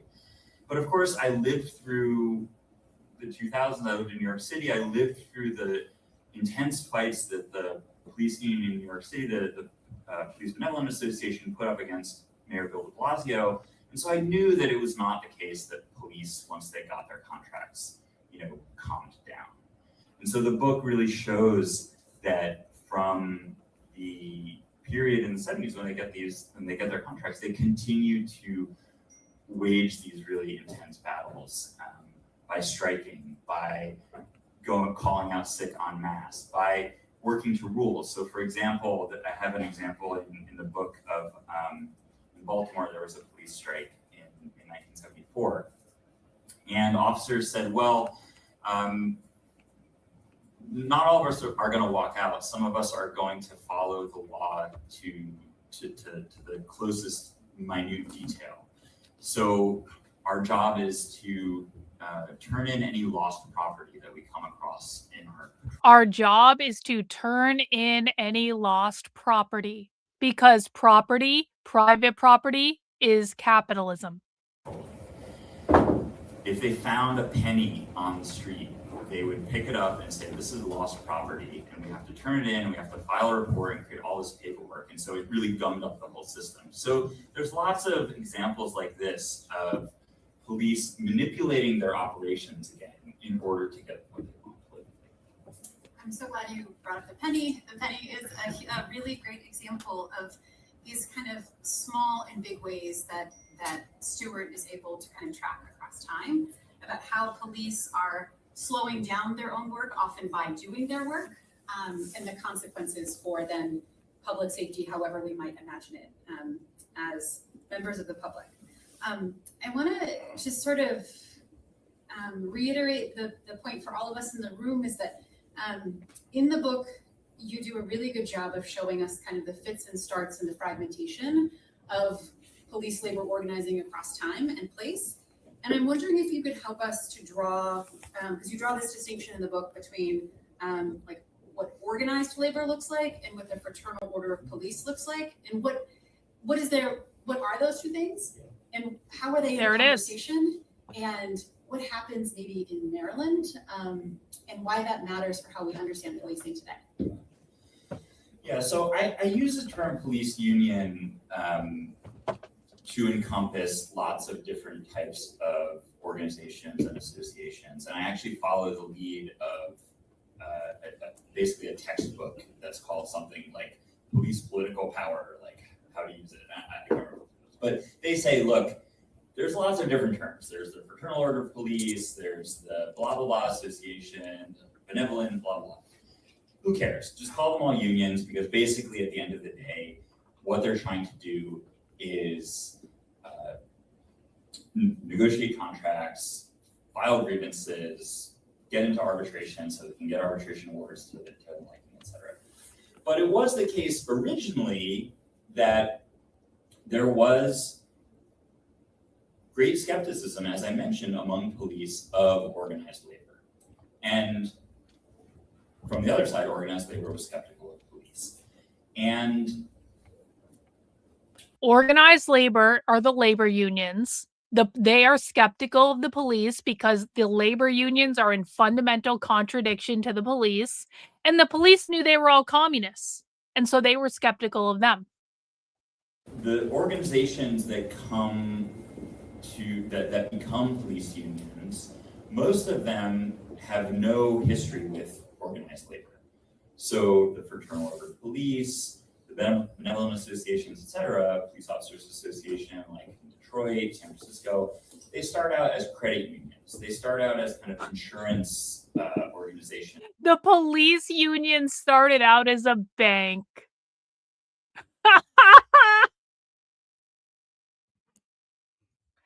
Okay, for people who don't understand this yet, socialists and communists want to abolish all money. They want to abolish all banks. And so it's like it's to hear the police union started off as credit unions, like a fucking bank, and they evolved into the police unions. It's kind of like the police started off as slave catchers and they evolved into the police. The root of the police, from the banks to the fucking slave catchers, is capitalism. That's funny as shit. I didn't know they thought that. The organizations that come to that become police unions, most of them have no history with organized labor. So the Fraternal Order of Police, the Benevolent Associations, etc., Police Officers Association, like in Detroit, San Francisco, they start out as credit unions. They start out as kind of insurance organizations. Insurance. That, help families, widows, etc. They're social clubs. They're drinking clubs for cops. So when public sector unionization becomes legal, these pre-existing organizations that have nothing to do with the labor movement adopt some of the... They had nothing to do with us. They had nothing to do with our pure labor movement unions that we took over and co-opted and then pretended we were just about workers' rights and being treated fairly. The police had nothing to do with that. Features of the labor movement. And some of them say, maybe it would make sense for us to join in with organized labor. But again, because there was so much skepticism and so much mutual hostility, the cops were deeply anti-communist. And then on the organized labor side, a lot of these guys literally were like, we went on strike 2 years ago and you guys had your batons and you were beating us over the head. So why would we trust you to join together with us? And there were some police union officials who really worked hard to try to overcome that antagonism or animosity. And I talk in the book about an effort in the 1970s to actually form one national police union. And the idea was that it would be able to speak with one unified voice in Washington. It would be able to negotiate kind of relatively equal contracts across all the cities and states. Ultimately, it failed. But the firefighters across the country, something like 85% of firefighters all belong to the same union. So it wasn't a totally crazy idea to think that cops could do the same. But one of the things that prevented that national police union from coming into existence was the disparity among the police. So cops in like Connecticut or Massachusetts, the Northeast, where they were paid pretty well, they were like, wait, we're going to be in the same union with cops in like Alabama and Louisiana. They get paid so little. Is that going to mean that our pay will go down? And I think that mentality of like, kind of a zero-sum mentality, but also just the idea that like we're never going to try to raise the floor, we're only going to be fearful of the ceiling coming down, I think really speaks to the fundamental distinction that I would draw between the police union movement and organized labor. Organized labor is founded on a principle of solidarity, and police do not extend solidarity beyond their own profession. The organized labor movement was founded on a principle of solidarity among the worker, solidarity among the oppressed. The police do not extend that beyond other police. The police are not in solidarity with organized labor because they're only about upholding and protecting the current system, whereas organized labor or the unions want to overthrow the system. Everyone understand that? But also just the idea that like we're never going to try to raise the floor, we're only going to be fearful of the ceiling coming down, I think really speaks to the fundamental distinction that I would draw between the police union movement and organized labor. Organized labor is founded on a principle of solidarity, and police do not extend solidarity beyond their own profession. And that just comes up over and over and over again. And so in the Baltimore police strike in 1974, it actually started because other city workers went on strike, sanitation workers and other workers. And the Baltimore police were actually in the same union. They were all part of AFSCME at the time. And so when the other workers went on strike, they decided to go out on strike. And it basically blew up in their face. You know, no spoilers, but AFSCME does not represent the Baltimore police anymore. The Fraternal Order of Police swooped in and was able to gain representation of the police. But the real question that strike put on the table was a question of whether the police union would work alongside and in concert with other workers in the city and join together and kind of use their collective power for mutual benefit.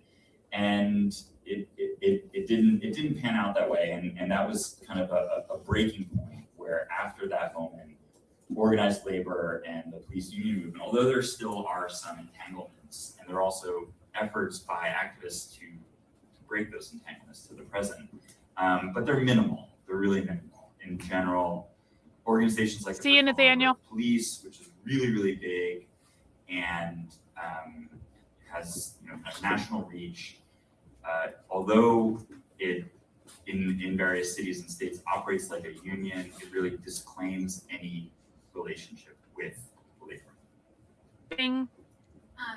Okay, so race and anti-Blackness. I'll let him drink some water. Race and anti-Blackness permeate the stories that we read about in the book. And as you said, Stuart, the kind of introduction and imposition, and I think maybe the staying power of blue power as a phrase in its response to... Hang on. Old sub in with the 20. Thank you, old sub. I very much appreciate it.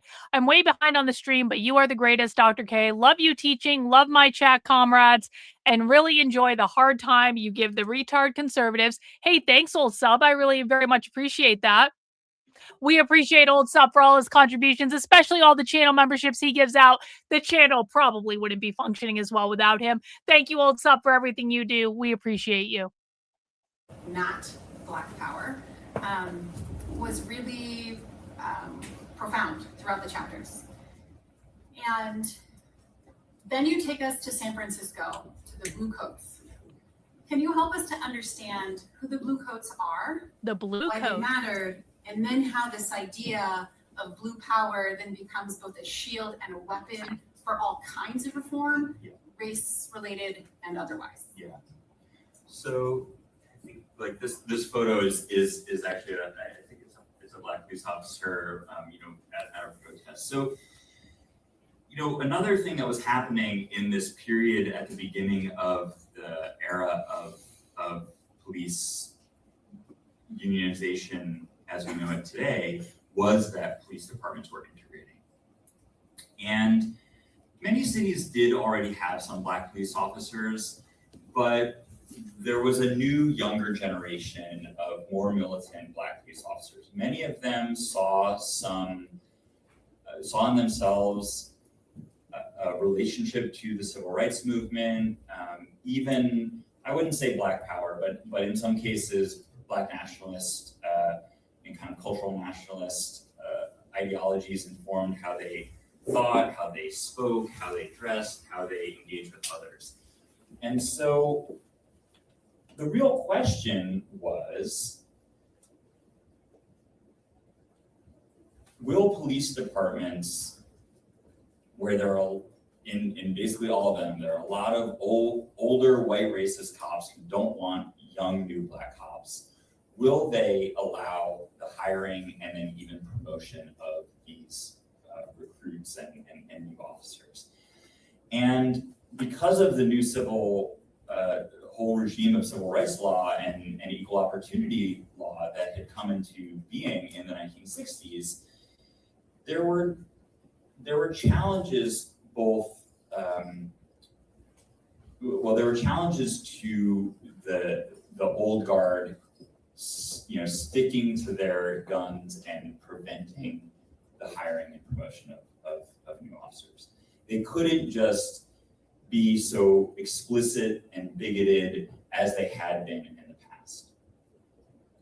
Because if they were, they would get sued. And so in city after city after city, this did actually happen. New organizations, which were oftentimes quite small, of Black police officers, would file lawsuits against the city because their officers were not getting promoted, or recruits were just not getting hired. Well, okay, but this is what I mean when I say, like, not everyone in a union is a leftist, but all unions are leftist. Like, your wife has to be in a union. I bet you she doesn't even fucking want to be in the union. I bet you she's not really involved in the organizing of the union. But, like, she has to be in it because of her job. So the people running the UAW, and we know this because they're organizing the May 2028 strike, they are far leftist. That doesn't mean everyone in the UAW is a leftist. There are absolutely conservatives in unions. But, like, when she says it's illegal to go on strike, yeah, technically she's right about that. But we also know that the unions overtly ignore that, or they just have workarounds to it. So it's like, we're not going on strike officially, but we're all just taking the day off on the same day and we're not going into work. So it's like one of those things. Yeah, exactly. Your wife has to be in the fucking union. She doesn't have a choice. And so this is we can never assume that just because someone is in a union that they are a leftist. But regardless, it doesn't matter because the unions are the focal point of leftist organizing. W. Shika Lago, thank you for the gifted channel membership. Guys, we have 41 more channel memberships to meet our goal for today. If you appreciate my work, if you appreciate the fact that I'm bringing you a secretly recorded presentation that no one else has, if you appreciate that you're not getting this content anywhere else, if you appreciate that I will answer all of your questions and break all this shit down so that you understand what the left is doing and how they're doing it and how they're being so successful, the very best way you can support the channel is by donating some channel memberships. If you don't want to do that, you can send in a super chat. If you don't want to do that, you can join my Substack, Karlyn, Karlyn.substack.com. I am 100% independently funded. If you guys don't fund my work, I can't do it. If you guys don't hit streaming goals, I can't spend as much time streaming. So let's get another 41 channel memberships donated today so we can meet the goal. That would be fucking awesome. If 25% of the chat all gave one channel membership, the goal would be met. So if just 25% of the people watching right now donated one channel membership each for $5, we would already meet the goal. The goals are very reasonable. We fund this because not everyone can afford to. So we want to make sure it's free for everyone. And I will answer the questions that you guys have and make sure you understand it. But let's make some progress. Let's make some progress is all I'm saying. Let's see. Is making union mandatory a way for the far left to make sure? Yes. Well, it's not just the funds. It's like by making it mandatory, they have more overall power. But yeah, I mean, like, there's a reason that you don't have a choice to join the fucking unions, because they want the unions to be as powerful as possible. So when they declare a May Day mass general strike, everyone has to fucking go along with it. Exactly. Yeah, I try, Kathy. I appreciate that. I try. Chica Lago in with a membership. We got Bella Lagos in with a membership. Thanks so much for that. 39 more, guys. 39 more, and we will meet the goal. And that would be awesome. I would appreciate it. Failing tests over and over again, etc. So the blue coats are really Mass genocide! Mass genocide! Appreciate you. 5 channel memberships. Thank you so much. interesting organization. So the blue coats were a young multiracial group of officers in San Francisco who basically took over the San Francisco Police Officers Association. And their view was that the police department in San Francisco ran on patronage. Basically, who you knew was what mattered to getting a job. Some Black officers had been able to get jobs and even get some promotions because they had connections with elected officials, the mayor, etc. But when the blue coats came in, they said, let's get rid of all patronage, including the kind of patronage that had allowed some Black officers to be hired. They basically said, we want to be totally colorblind. And of course, if you know anything about the history of racial liberalism and colorblindness, it has often been a vehicle or mechanism for new forms of discrimination. And so when they Wait.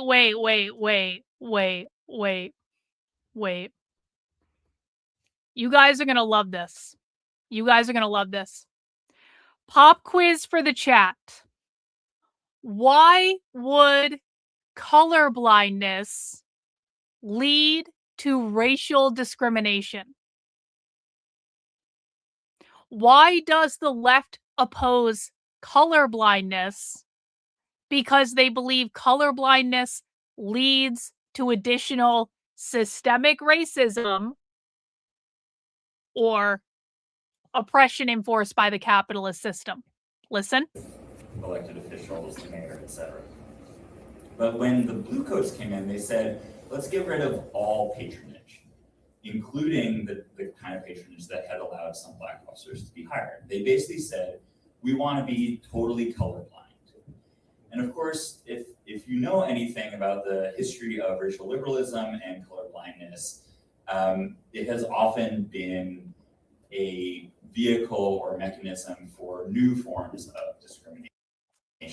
So what they just said is colorblindness is a mechanism, is a liberal mechanism. They called it a liberal mechanism for racial discrimination. Let's see what you guys had to say in the chat about all this. Let me see.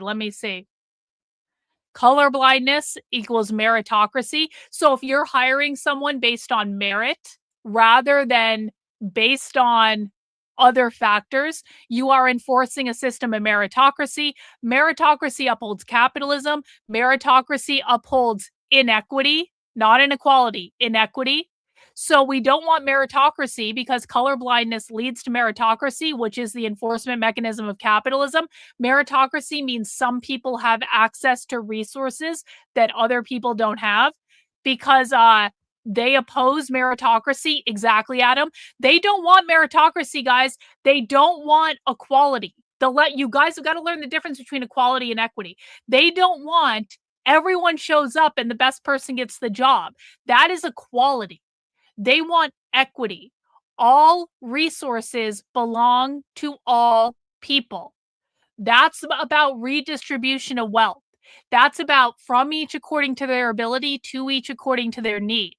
Meritocracy says some people will have more resources than others based on their personal merit, their work ethic. If they're good at their job, if you're good at your job, you're going to rise up the ranks, you're going to make more money, you will inherently reinforce the capitalist system. Whereas equity is about everyone gets access to all of the resources. Colorblindness enforces meritocracy, which upholds capitalism, which is about equality. They don't want equality, they want equity. Because no, that's not right. Here it is, glow in the dark got it, because color blindness is not equitable. Would promote meritocracy. Exactly. It's part of intersectionality and they want to abolish all identity politics. That's true too, but that's also about creating equity. That's a little bit more advanced. Yes, color blindness opposes equity. Color blindness is about equality, not about equity. Color blindness turns a blind eye to the capitalist oppression. Exactly. Very good, glow in the dark. Very good. You got it, bro. You got it. Color blindness, not seeing someone is oppressed by capitalism. Oh, this is a great definition. So if you're enforcing color blindness, you're not acknowledging the oppressive nature of the capitalist system. Exactly. It's a tricky one, Bill. It gets the best of us. Equality is a system of oppression. Exactly.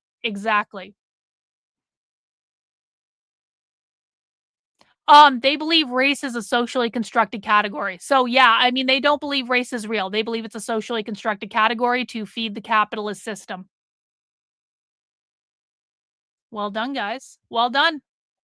And so when they removed what they saw as the kind of patronage methods for hiring Black officers, they claimed it was going to mean fairness. But probably it's no great surprise for me to tell you that new Black officers who were trying to get hired, get promoted, had a really hard time. And so they sued. And there ended up being this fight between the Black Police Officers Association in San Francisco and the Blue Coats. The Blue Coats were like, no, we're colorblind. We're not racist. It's not our fault that you're not getting promoted. We're actually being fair. What you're asking for is patronage.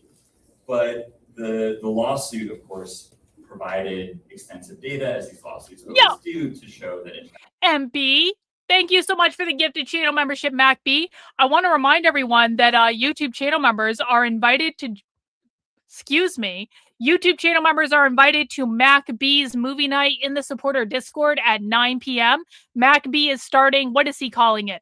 Giant Monster May Madness with a collection of Godzilla movies. So MacB is showing Godzilla movies all month long on Monday nights at 9 p.m. in the supporter Discord. Please make sure if you got your channel membership, just check the post tab and you will find the link to the supporter Discord. Get verified now and you will be able to come and watch a Godzilla movie with MacB at 9 p.m. tonight. I encourage everyone to take part in that if you have not already. We got Cynthia in with another 5. Thank you, Cynthia. We love you. Thank you, the goddess Cynthia. We are now up to 72 out of 100 for our goal. Almost there, guys. I really appreciate it. discrimination was persisting nevertheless. And so I think one of the really important takeaways from this is that kind of both sides in this fight, and this happened in many, many places, they learned how to engage in political appeals, to kind of mobilize constituencies. They learned how to engage in legal battles, go to court. They learned how to manipulate data so that it was potentially useful for their claims about what discrimination looked like. So all of these kind of lessons that they gained in the process of fighting over integration of police departments proved really, really useful for these organizations as they continued to engage in all of the other aspects of power. I say in the book that it really sharpened the blade of blue power because the blue coats, they had never seen the inside of a courtroom until the lawsuit. They had never tried to collate statistical data about how the department worked.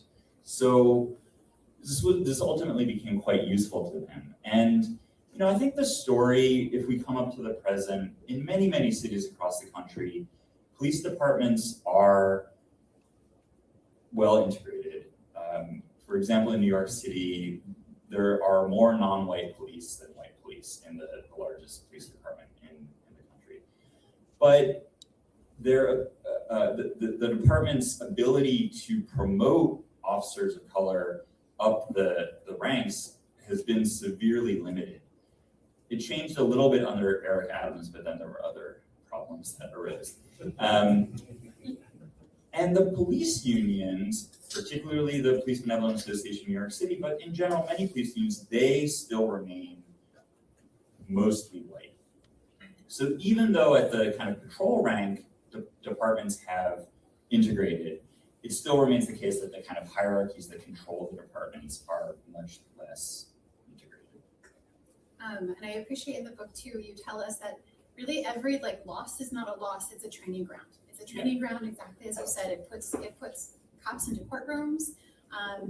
Again, as you said, statistical analyses. They're also become marketing, like ad campaigns, and they've become really successful at doing this. And then also their courting and refusal of elected officials in being able to sign on and or endorse candidates. So the wide variety of things that they're learning throughout this process, I think really coalesces how blue power kind of moves from this multiplicity and fragmentation into something that is huge. Okay, I'm gonna have two more questions really quickly. I want us to talk about civilian oversight. There's a lot of different moments and opportunities when communities are pushing back and fighting back.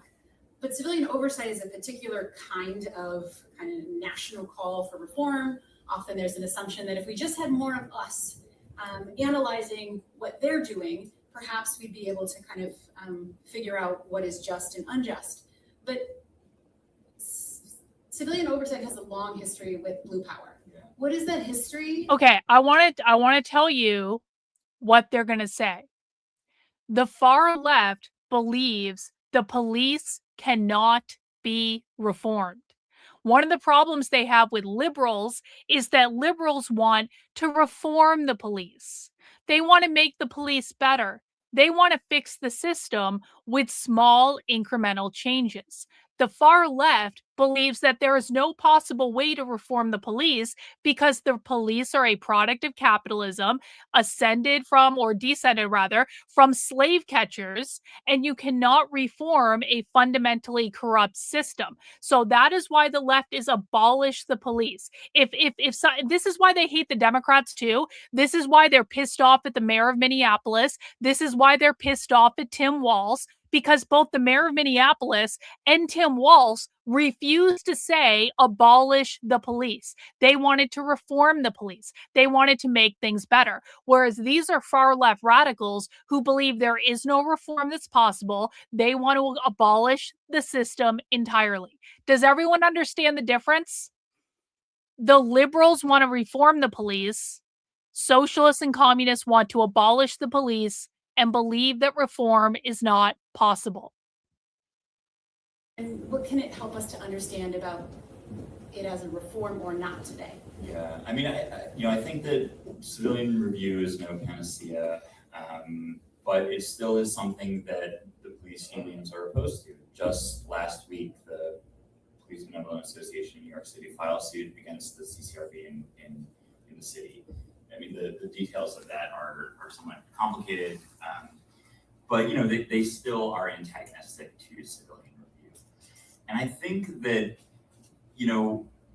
this is one place where chiefs and rank and file officers actually, I think, have seen eye to eye, because the implication of civilian review is that police departments can't discipline themselves, can't police themselves, that they need some kind of outside oversight rather than trusting the internal expertise. And they will always say, we wouldn't let civilians investigate crimes as if cops are good at doing it. Hang on. Yo, Deets, WDs for the channel membership. That snuck right in there, Deets. I wasn't even expecting that. I was trying to answer a question. I appreciate it, bro. Thank you for the channel membership. Guys, almost there. If they don't want the system, what exactly do they think is going to replace it? So again, Kathy, there will probably be some sort of like enforcement apparatus in the communist utopia, but it will not be the police as we know it today, and it will not enforce capitalism. The defining feature of the police, ICE, DHS, whatever, like every militarized organization, the defining characteristic for the left is they support and uphold and protect the capitalist system. In the socialist utopia, they would not be enforcing and protecting the capitalist system. They would be enforcing and protecting the dictatorship of the proletariat. And so for that reason, the left believes these are two fundamentally different types of things.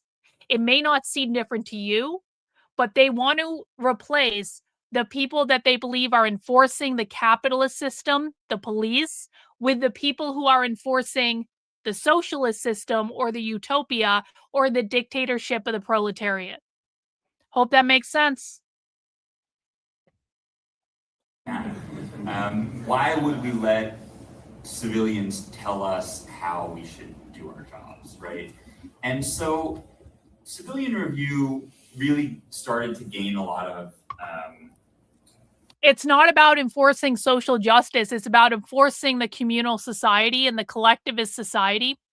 That's what it's about. It's not about social justice. That's a woke term. The left very, very rarely even talks about social justice. That's more of like a conservative thing.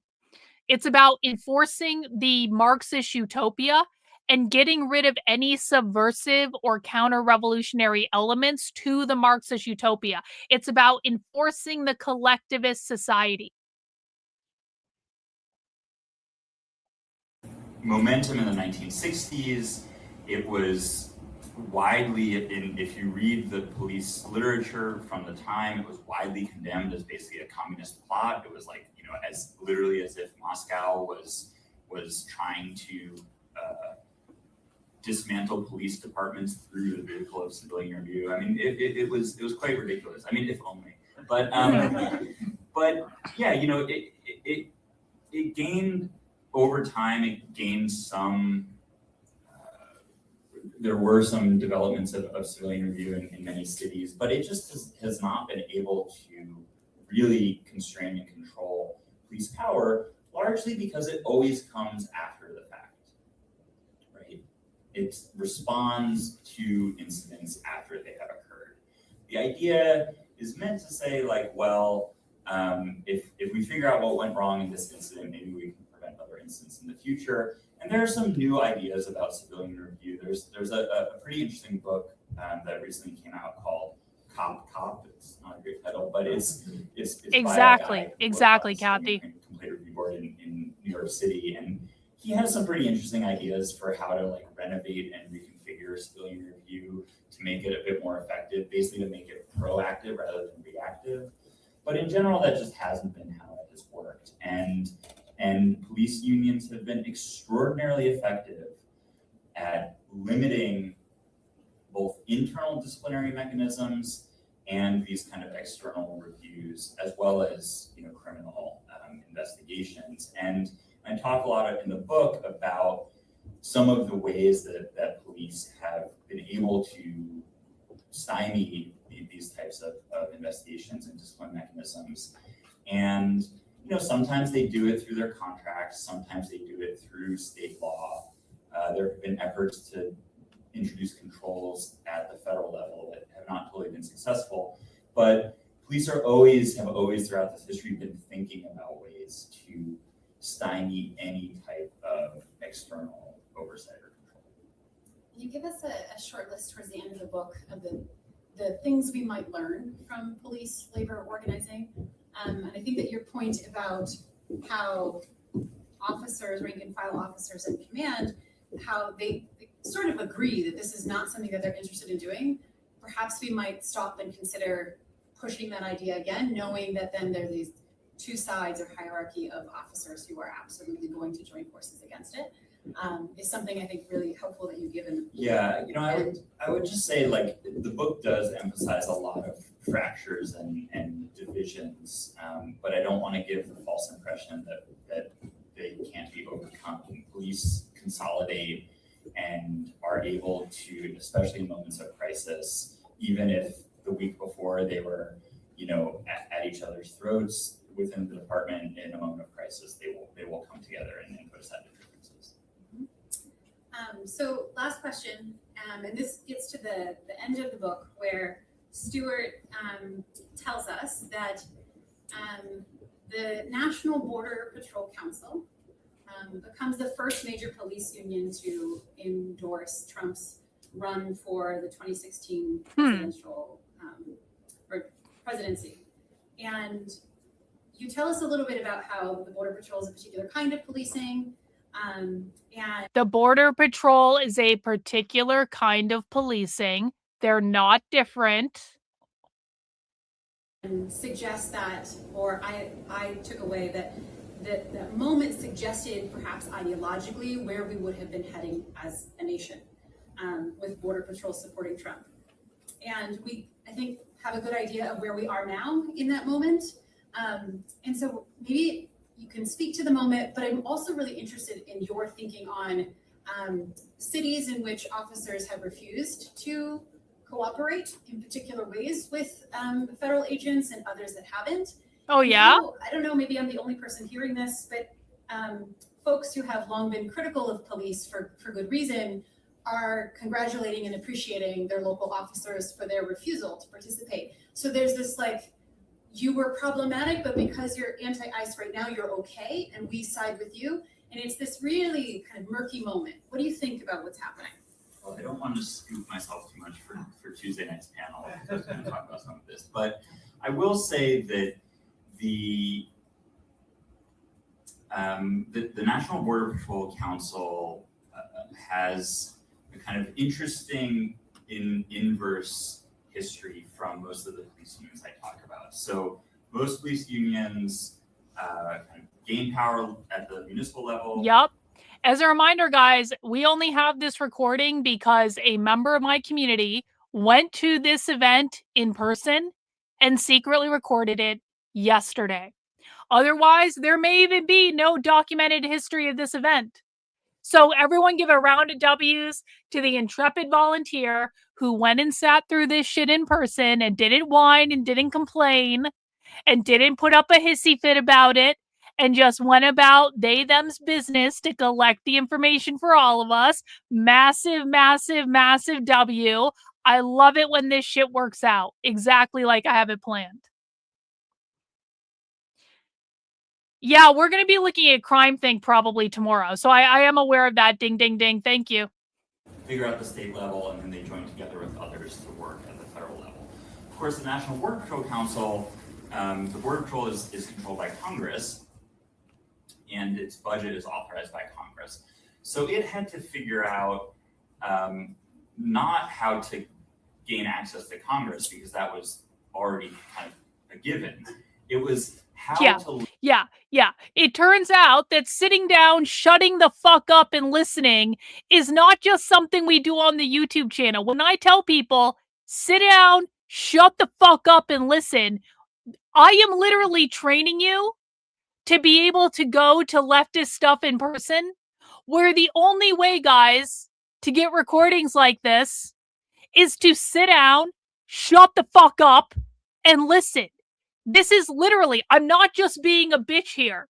If you're gonna be like, I can't do this, it's so hard, I don't want to do it, it's too hard to listen to the left, and you're gonna whine and complain about it and make a whole bunch of shit up and put on a big old fucking pretense about like every fucking thing, then you are not cut out for this. I am looking for people who are gonna go to this shit in person, sit down, shut the fuck up, have your recording device out, and literally just sit there and listen and record it to all of us. I'm not looking for people who are getting up in the room going, excuse me, do you know real communism has never been tried? Because you're going to ruin the whole fucking thing. Okay? You're going to ruin the whole fucking thing. Yeah, I mean, standing up at a meeting and explaining to them why they're wrong wouldn't end up stopping them. Yeah, I don't think that's going to stop them at all in any way. No, they don't care about punishing you. That's a conservative interpretation. It's not what they're actually doing. They don't care about punishing you. That's not an attitude that they have.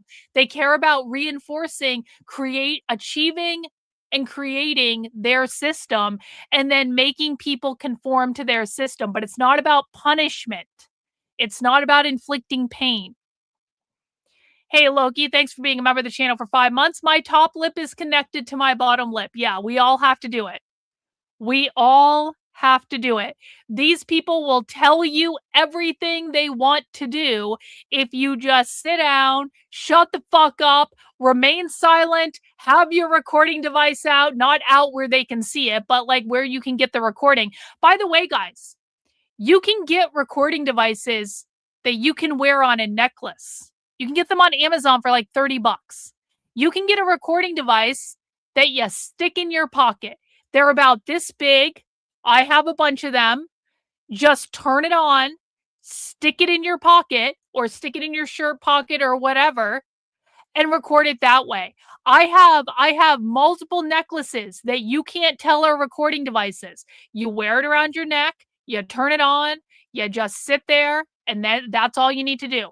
These are not expensive things. Just buy a $30 one on Amazon. They're available to everyone. You can get more fancy shit if you want to, but just go to the events, sit down, shut the fuck up, turn on the recording device, and just let it ride. That's all you need to do.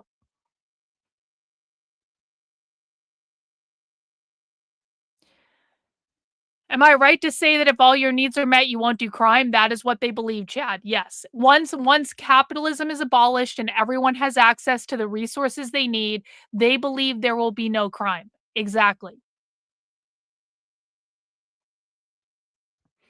I'm not going to ban you, bro. You're fine. You're fine. You're fine. I'm going to correct you if you say something dumb, but you're not doing anything wrong. You're learning. It's okay, bro. It's all good. Yo! Thank you for the $40 super chat. I really appreciate it. Awesome content. Just found you last week. Hey, Paladin, I really appreciate that. Everyone do W's in the chat. Let's welcome Paladin into our community. Really appreciate the super chat, bro. Thank you. And by the way, guys, we're still looking for 27 more channel memberships. Can we get 27 more channel memberships before we end the stream? Can we please?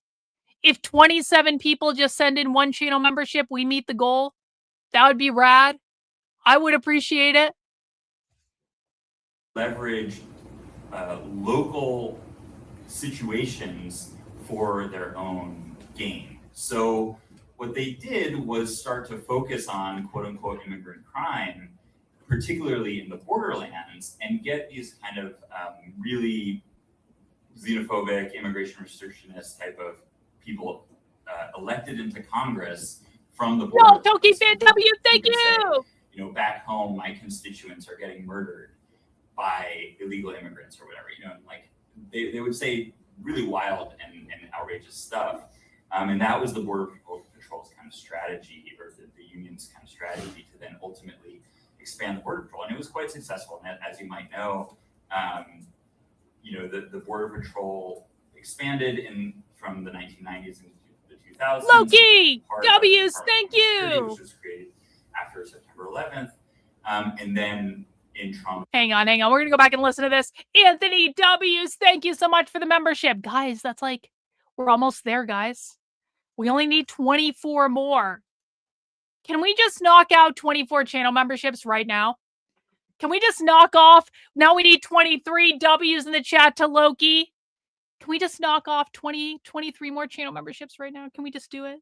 Can we just do it? Can we just be... Guys, don't make me carry over the goal for tomorrow.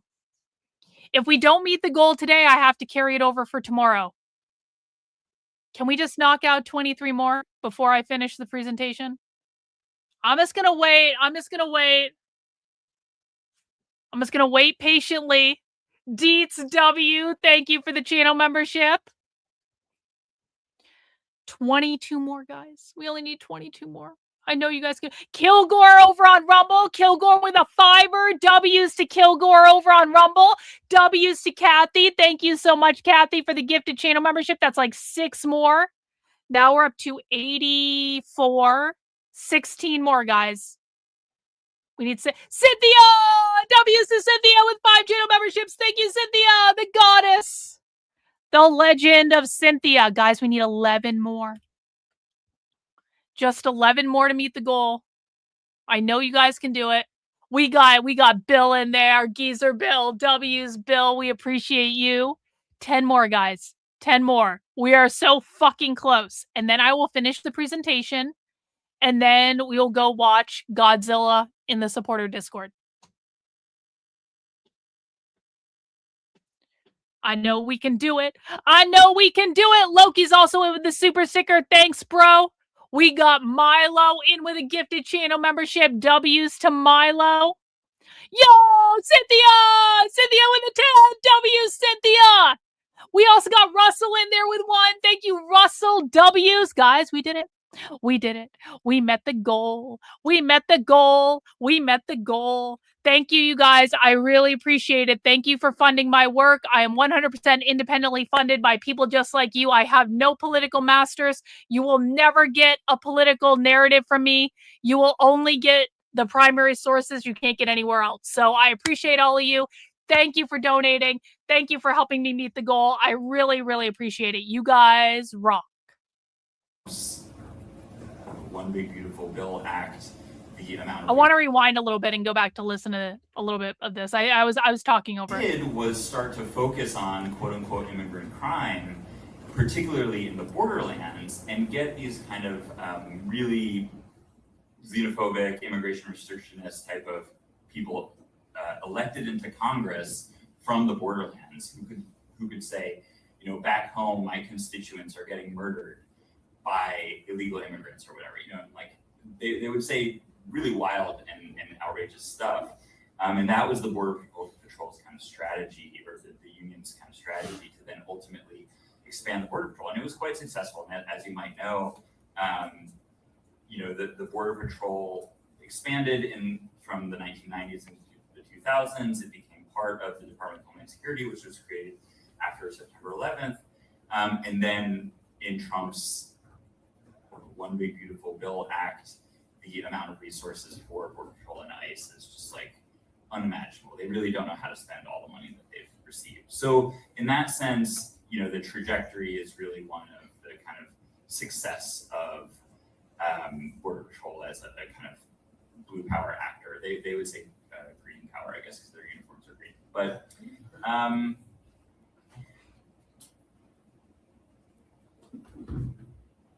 But then you take Border Patrol out of, you know, the desert Southwest and you put them in cities like Minneapolis, and then you have ICE operating like Border Patrol.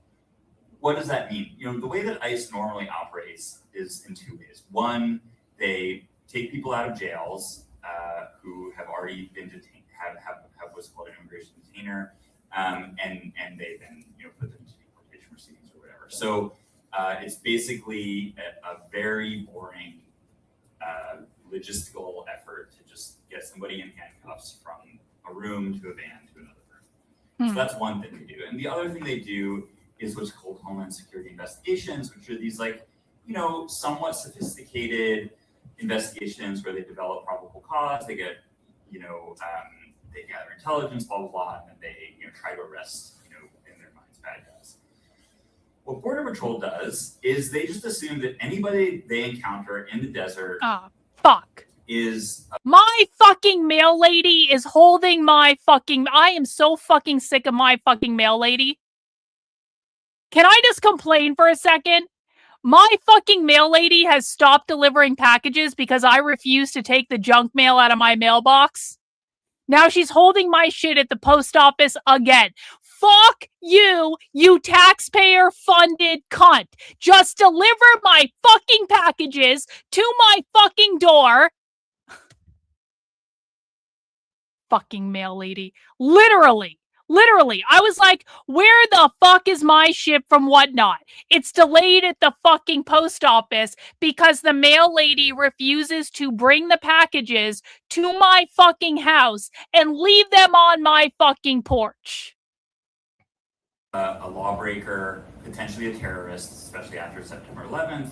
They need no probable cause. They need no warrant.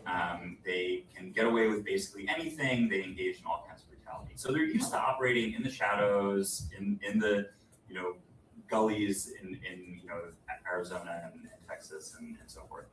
So now you take them into the cities and they're operating the way that they would normally operate in the desert with like wanton brutality. And there's a million people with cell phone cameras. I'm not going to feel sorry at all if the post office ever gets defunded. I kind of hope the post office does get defunded because they all suck. Like, no offense if you work at a post office, but like, they're mean. They're always in a pissy mood. They don't do basic elements of their job. They send me so much fucking junk mail. Is anyone else in the chat like tired of getting junk mail from the fucking post office? One in the chat if you're tired of the post office constantly and forever delivering you fucking junk mail. Two in the chat if you think it's perfectly okay that they fill your mailboxes with fucking junk all the fucking time and they don't even deliver the real shit that you actually want. The post office fucking sucks. I would not be upset if it was defunded at all in any way. Watching them do this. Similarly, ICE, they're not used to just like walking up to people on the street and trying to effect arrests. That's just not what they are trained to do. They're trained to do these other types of operations. And so it became, as we saw over the last year, this just complete fiasco. And of course, the protest movements and mobilizations against them were, in many ways quite effective. They didn't necessarily completely stop deportation, but they certainly destroyed the legitimacy of these operations, and I think in many ways destroyed the legitimacy, the thread of legitimacy that the Trump administration even had. So, so you asked me about that, please. Okay. So, in some cases, what you saw in cities like Minneapolis, even in LA, you saw elected officials saying, what ICE is doing, what Border Patrol is doing is immoral, it's unlawful, it's racist, it's terrible. In contrast, our city police are not violating civil rights, they're not engaged in brutality, they're doing all the right things, they're protecting our citizens. And I think that the ultimate outcome of this is, on the one hand, the protest movement has made it so that these DHS thugs are seen as such. But the problem is that the police are looking seen in a somewhat more favorable light in comparison. And what they've been able to do, the evidence suggests so far, is that in some of these cities, they've been able to get what they want from the city council, from the mayor, because they're able to say, hey, look, we didn't do all that racist brutality stuff that ICE did. We have actually been fine, upstanding civil servants. And so contracts coming up for negotiation, maybe you can add another 0.8% on a raise or whatever, or you can do something else.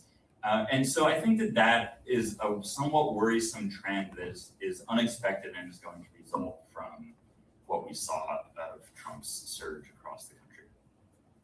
I didn't mean to end on a non-optimistic note, but we have the time from the back. So I wanted to say thank you so much, Stuart, for being here and for signing books, and for all of you for joining us on a really lovely Seattle day. To come down into a basement is like true solidarity. So if we could just give a round of applause to Stuart.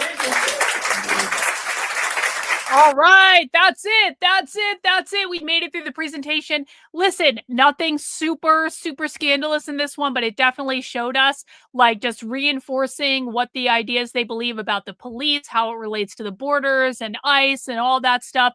They believe police unions are not real unions, fundamentally separate from labor unions. They are in direct competition with each other. Think we answered a lot of great questions today. Let me ask you guys in the chat. 1 in the chat if you learned something new on this stream that you didn't know before you came today. 2 in the chat if you knew all that and you didn't learn anything new. Let me know in the chat. 1 in the chat if you learned something new that you didn't know before you attended the stream today. 2 in the chat if you learned something, if you did, wait, hang on. 1 in the chat if you learned something new. 2 in the chat if you didn't learn anything new. That's what it is. 7 Hans? Okay. Okay. Looks like we have another successful day, guys. I really appreciate that. Awesome. We taught a lot of people new stuff today, and that is the point of this. Guys, I cover the far left every day, almost every day on this channel.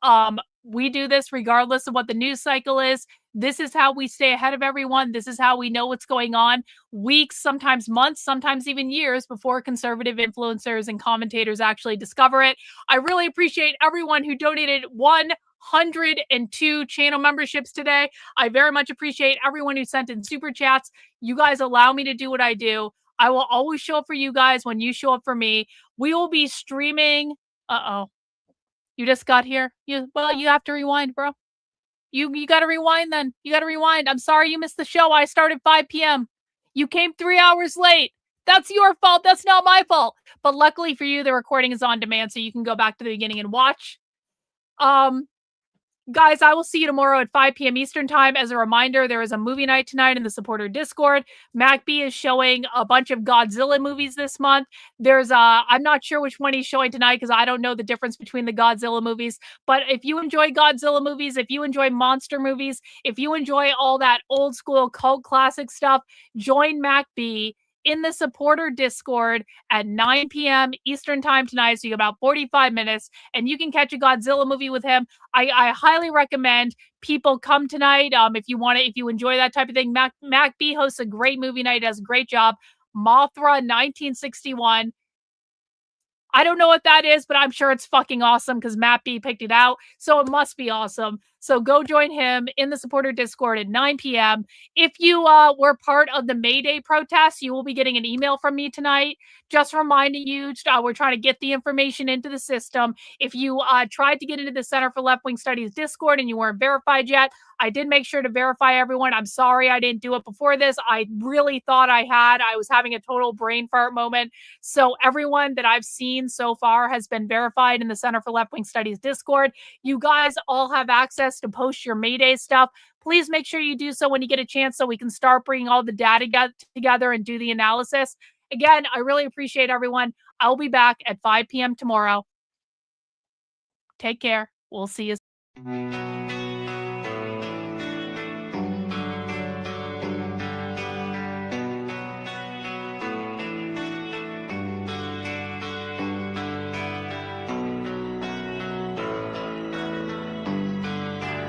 How are you feeling? How long have you been here? 3 months, May 17th. And what brought you? That's difficult to answer.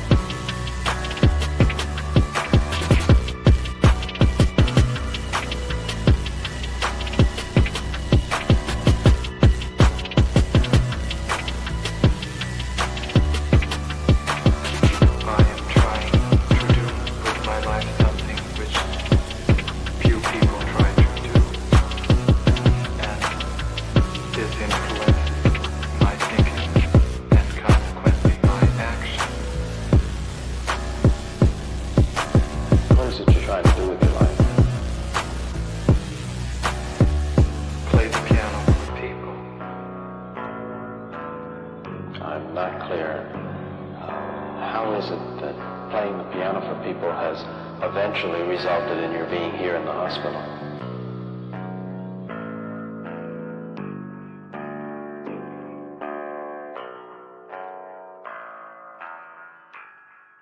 That's difficult to answer.